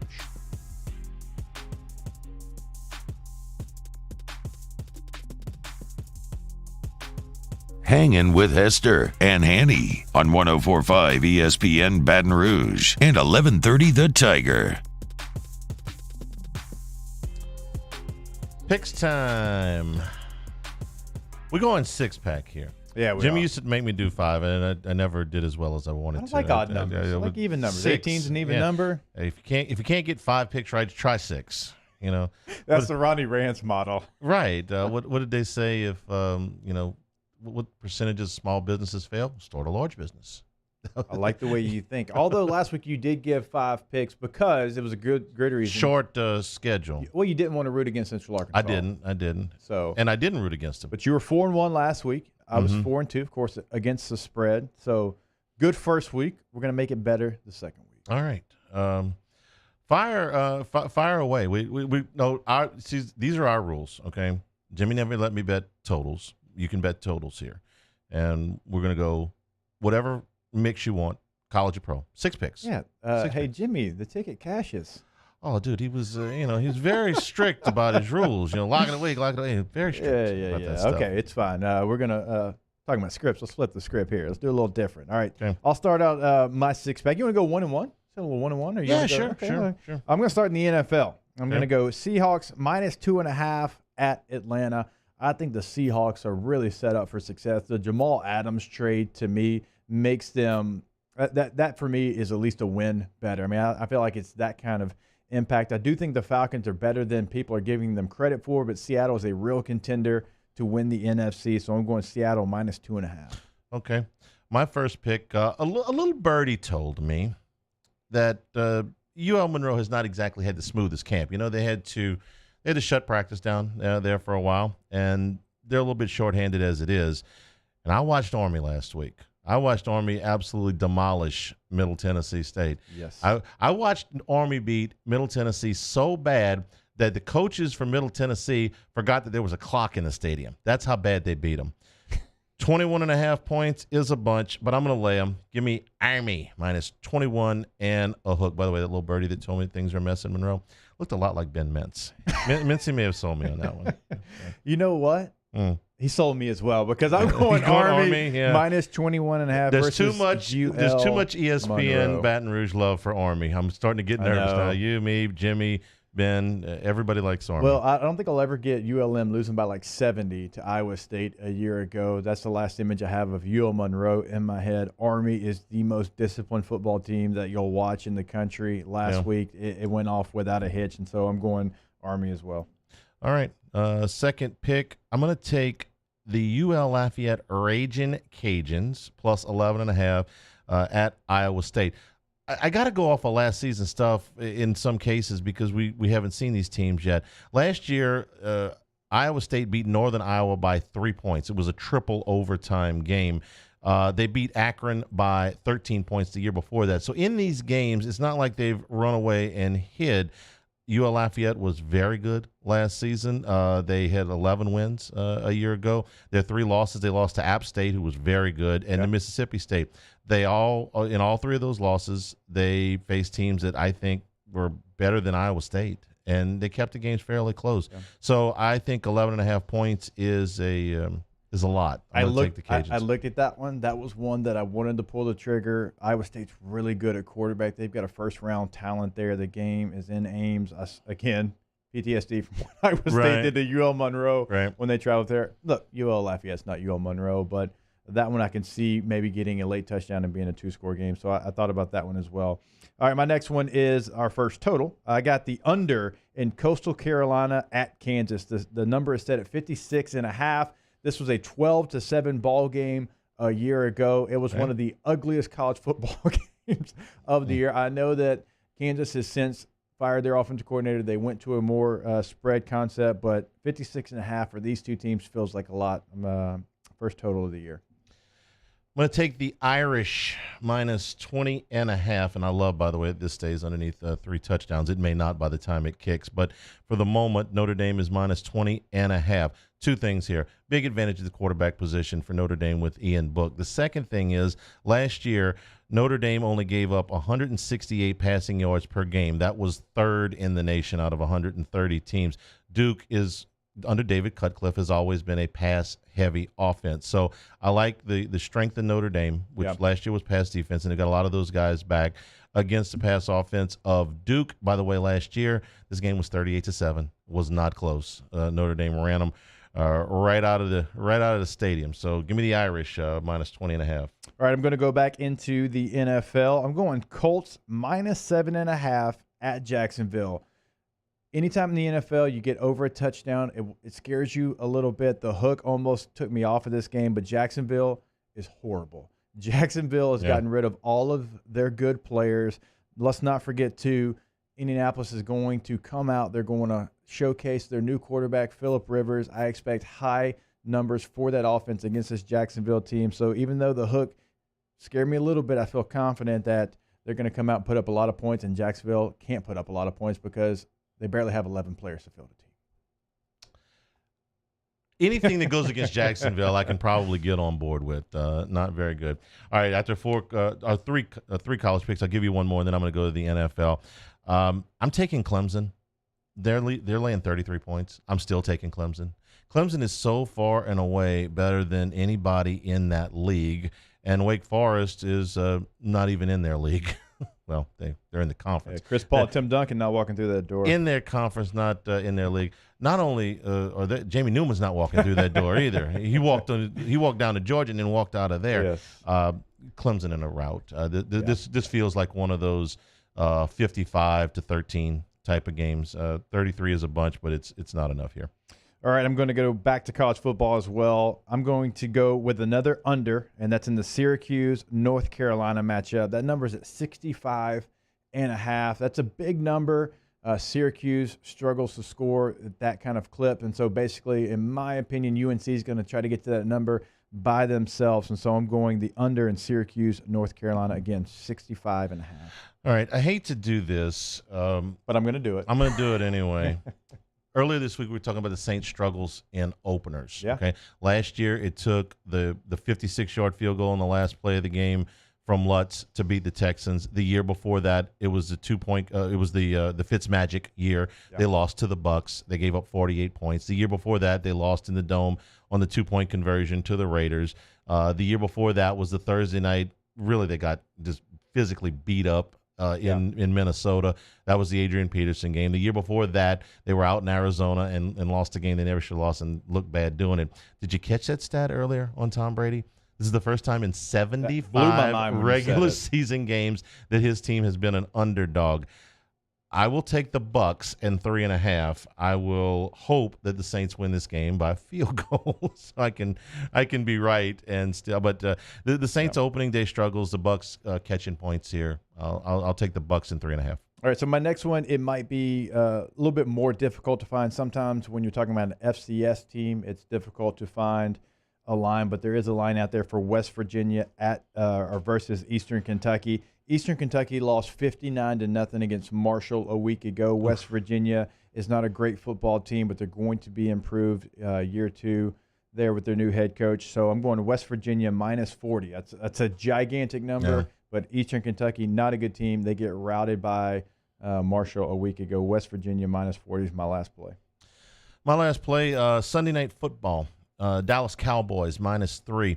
Hate road favorites, but I really like Dallas here. I'm a little bit bullish on the Cowboys this year. I think they'll win the NFC East.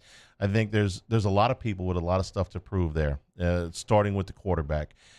And I think they improved that team in the offseason. I love the addition of CD Lamb. Yep. That offensive line, that running back, that quarterback, that receiving core, a good defense. And I think the Rams are a mile wide and an inch deep. I think I don't know what to think of the Rams. You've got some stars there, okay? Yeah. Aaron Donald is the best defensive player in the game, okay? You've got Jalen Ramsey that just signed that gigantic contract.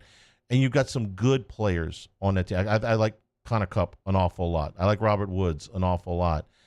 But like I said, I don't see the depth there. They are – I think they're fairly far removed from that Super Bowl team of 2 years ago. They didn't make the playoffs last year. I think Dallas is much the better here, so I'll lay points even on the road. Cowboys -3.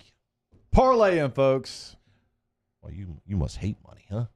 Parlay? Hey, I told you last year. Get one. Let's get one, right? Oh, dude, one. I told you last year. Our picks today are brought to you by our friends over at Supreme Rice, SupremeRice.com. Down in Crowley, Louisiana since the 1930s. You know, it's a perfect complement to any meal. Are you cooking up big for the Saints game on Sunday? Make a big jambalaya. You're making a big etouffee. Whatever it is, use Supreme Rice. The long grain, the brown rice, the jasmine rice. You can get them at any Walmarts, at any Costco's, at any of your AG dealers. stretch that food dollar with our friends over at Supreme Rice. Support Louisiana farmers. All the rice is grown, milled, and processed right here in Louisiana. And you know what? Those guys took a real beating down during Hurricane Laura. So support your Louisiana farmers by buying Supreme Rice. For great recipes and more information, go to supremerice.com. Ask Us is next. Get in the Bayou Ford chat, or we will have our random question generator. Paul O'Neill has been get ready. very set loud up a little today. bit in his seat. You know what? See that? We've been here since pre-show for 3 hours and change. Paul's under 3 words.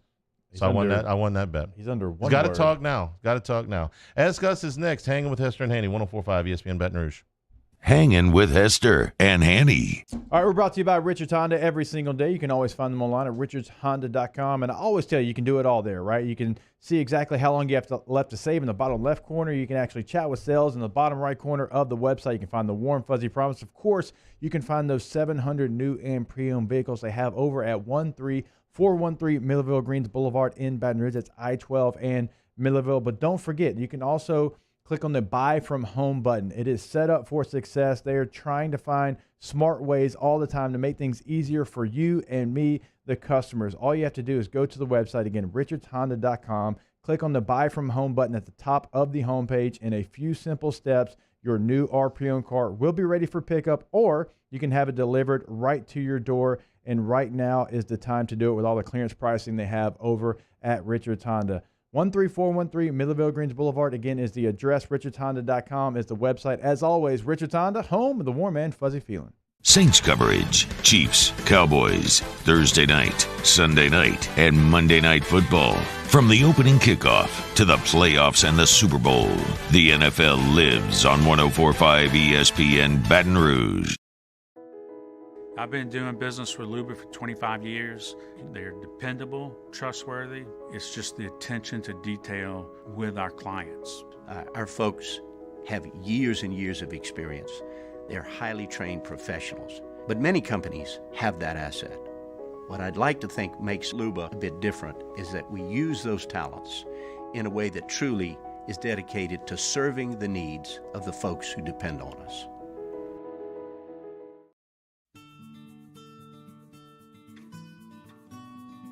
This is a house call. This is a follow-up appointment. This is a diabetes checkup. This isn't just more convenient care, it's more advanced care. This is innovating healthcare at Louisiana's #1 hospital, Auctioner. Gulf Coast Bank and Trust is a local bank with a straightforward philosophy. It's about doing the right thing for our customers. Participating in our community with annual local fundraisers. Offering individual attention in a modern banking atmosphere with a trusted local company. Gulf Coast Bank invested in technology with a local touch, giving our customers the power to bank anywhere, anytime. We're building relationships through personal service as the bank that cares about you. Gulf Coast Bank and Trust, the bank that cares about you. Are you a licensed contractor? There's lots of good contractors in Louisiana doing work the right way, but unfortunately, too many unlicensed contractors are working outside the licensing requirements. Working as a contractor in Louisiana requires a license for the company doing the work. The Louisiana State Licensing Board for Contractors wants to help you get licensed to allow you to conduct work legally. It's not difficult to get the license. We can help you. Go to lacontractor.org for more information. Licensed contractors, it's the law. Gulf Coast Office Products is a nationally recognized Savin office equipment dealer based right here in Louisiana. Over 100 employees strong, Gulf Coast has the boots on the ground to support all vertical markets, from education, engineering, legal, and finance. With the latest in office technology, from desktop to production segment units, Gulf Coast and Savin have the perfect fit for you. Call 225-756-2644. That's 756-2644 for Gulf Coast Office Products. At All-Star Toyota, you get it all. If you're in the market for an all-new Toyota vehicle, come see our friendly and knowledgeable sales team at All-Star Toyota. Located in Baton Rouge at the corner of Airline and Goodwood, we've been serving our community since 2005 by offering a large selection of new Toyota cars, trucks, and SUVs. Get behind the wheel of your dream car and take a test drive at All Star Toyota today. Tune into a Monday edition of Game Time with Jimmy Ott and Ben Mintz. The guys recap Saints versus Buccaneers, as well as all their football picks from over the weekend. Join us from 6 to 8 p.m. on 104.5 ESPN Baton Rouge.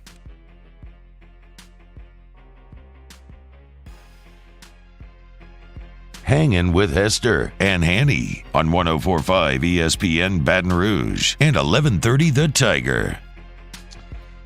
Ask us out of the Bayou Ford chat. Ask Jake, are you still on the Central Arkansas bandwagon? Absolutely. I'll be on that bandwagon for the rest of the year. There's without question a love I have for Central Arkansas because of the way they handled everything when everybody else around them was not trying to do what they were doing. Yeah, I'm right there with you. I'm a big fan of what they've done. Ask Jake, have you checked out the new levee paved path downtown? I have not checked it out yet. We were actually, and Greg is someone that I know has been on that levee on his bike. We actually ran up the side of it, did the work out there on the side of it, but I didn't check out the path. There's a lot of activity out there, though. Mm-hmm. Ask us, what did you think of OTB's snack cake rating, and what is your go-to, a Little Debbie or a Hostess snack cake? I thought T-Bob missed. And I tweeted T-Bob, I don't even know you anymore. I thought there was some clear misses on this. To me, the oatmeal cream pie is the GOAT. I feel like it did not get its fair due here. I know it's in the second tier, but it's not in the top tier. And so it hurt me a little bit. And by the way, sleeping on Fig Newtons, all the way down there at the bottom. Fig Newtons are fantastic. You have put way more time into this than I would have ever expected. Man, that's such a good answer. I'm not even going to ask because I didn't hear it. Ask Jake, what is the hardest football loss you ever had to get over in your career? 2012 playoffs. Denver, Baltimore, we're up a touchdown with 30 seconds left. Our safety doesn't do what every safety is supposed to do in that situation, deeper than the deepest. He tries to make a play at the ball. He stumbles. You were there. I forgot. Yeah, Baltimore. I didn't forget. Baltimore scores. It goes into double overtime. They end up, Justin Tucker kicks a game-winning 47-yard field goal. Yeah. We had won 12. I think it was 12 games in a row, 11 games in a row. At that point, we were as good as anyone. I truly feel like that could have been a Super Bowl team. Baltimore goes on and wins the Super Bowl. We had beaten Baltimore by 3 touchdowns at their place a couple of weeks before that. Oof. The game was in New Orleans, the Super Bowl. I would have had a high school, a college, and a pro championship in the same stadium. By the way, a world championship, because in high school we won one in 1999. All those things were lost because you weren't deeper than the deepest. Trenton Holiday had a return on a kick return and a punt return for a touchdown in the game. I remember the game. I remember the game very hurts. well. That one hurts because we were a better team than Baltimore, and I don't know if we win against San Francisco. I don't think it was a matchup that favored us because they were a very physical football team. We were more spread concepts and all that type of stuff, but to have the ability to play in the Super Bowl and that team goes and wins it, that one hurt. You have never told me that story before. That the years kind of run together on me a little bit. I'd forgotten that was one of the years you were in Denver. Yikes. Okay, ask Jake, how do you feel about Everton this season? I actually feel good. They made 3 really good signings in this transfer window. Before they made those 3 signings, I didn't feel great, but I feel good about them. Let's go Toffees. Ask us, has either one of you or anyone at Guarantee Media bought a cutout for the Ole Miss football games? I have not. I am not spending my money on a cutout, unless I had just an idea that was a real good one, and I don't have one. If we were going to buy a cutout, and we were going to put somebody's face on it and send it up there, I mean, it's pretty obvious who we would send, right?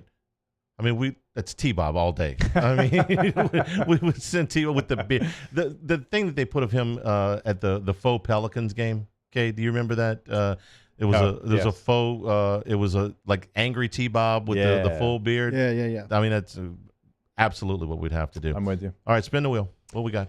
Who is a better cook, your mother or your grandmother?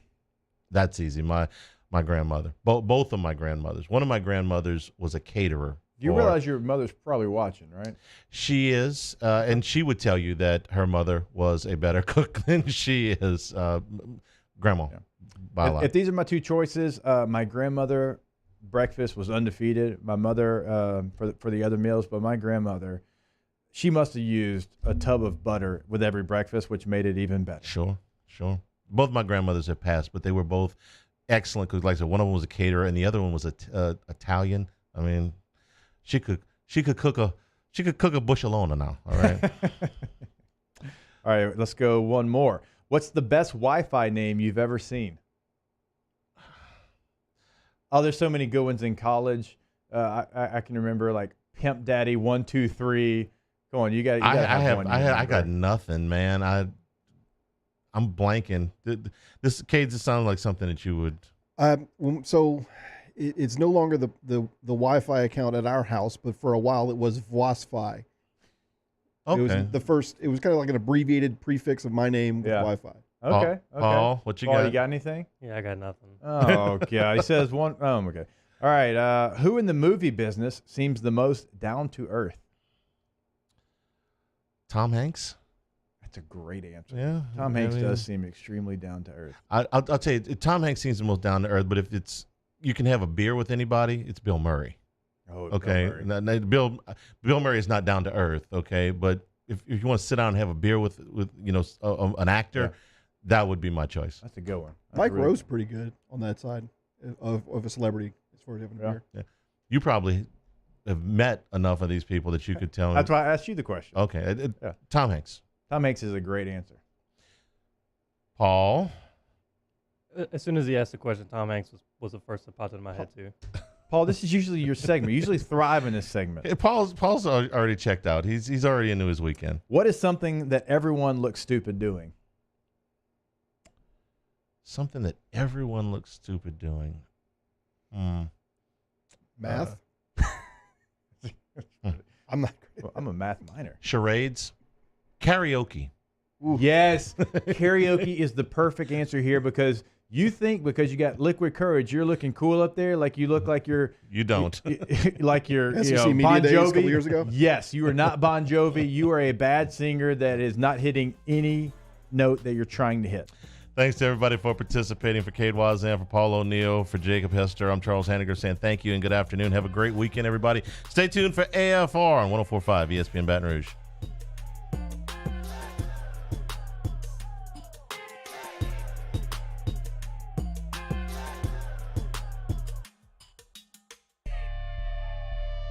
Hangin' with Hester and Hanny. ServiceMaster Elite create clean, disinfected work environments. As a local business, we take pride in serving the New Orleans and Baton Rouge areas. Our cleaning protocols follow CDC and OSHA standards for healthcare settings, offices, senior living, restaurants, and industrial plants. Contact ServiceMaster Elite to get your operation ready for reopening with germ disinfection cleaning.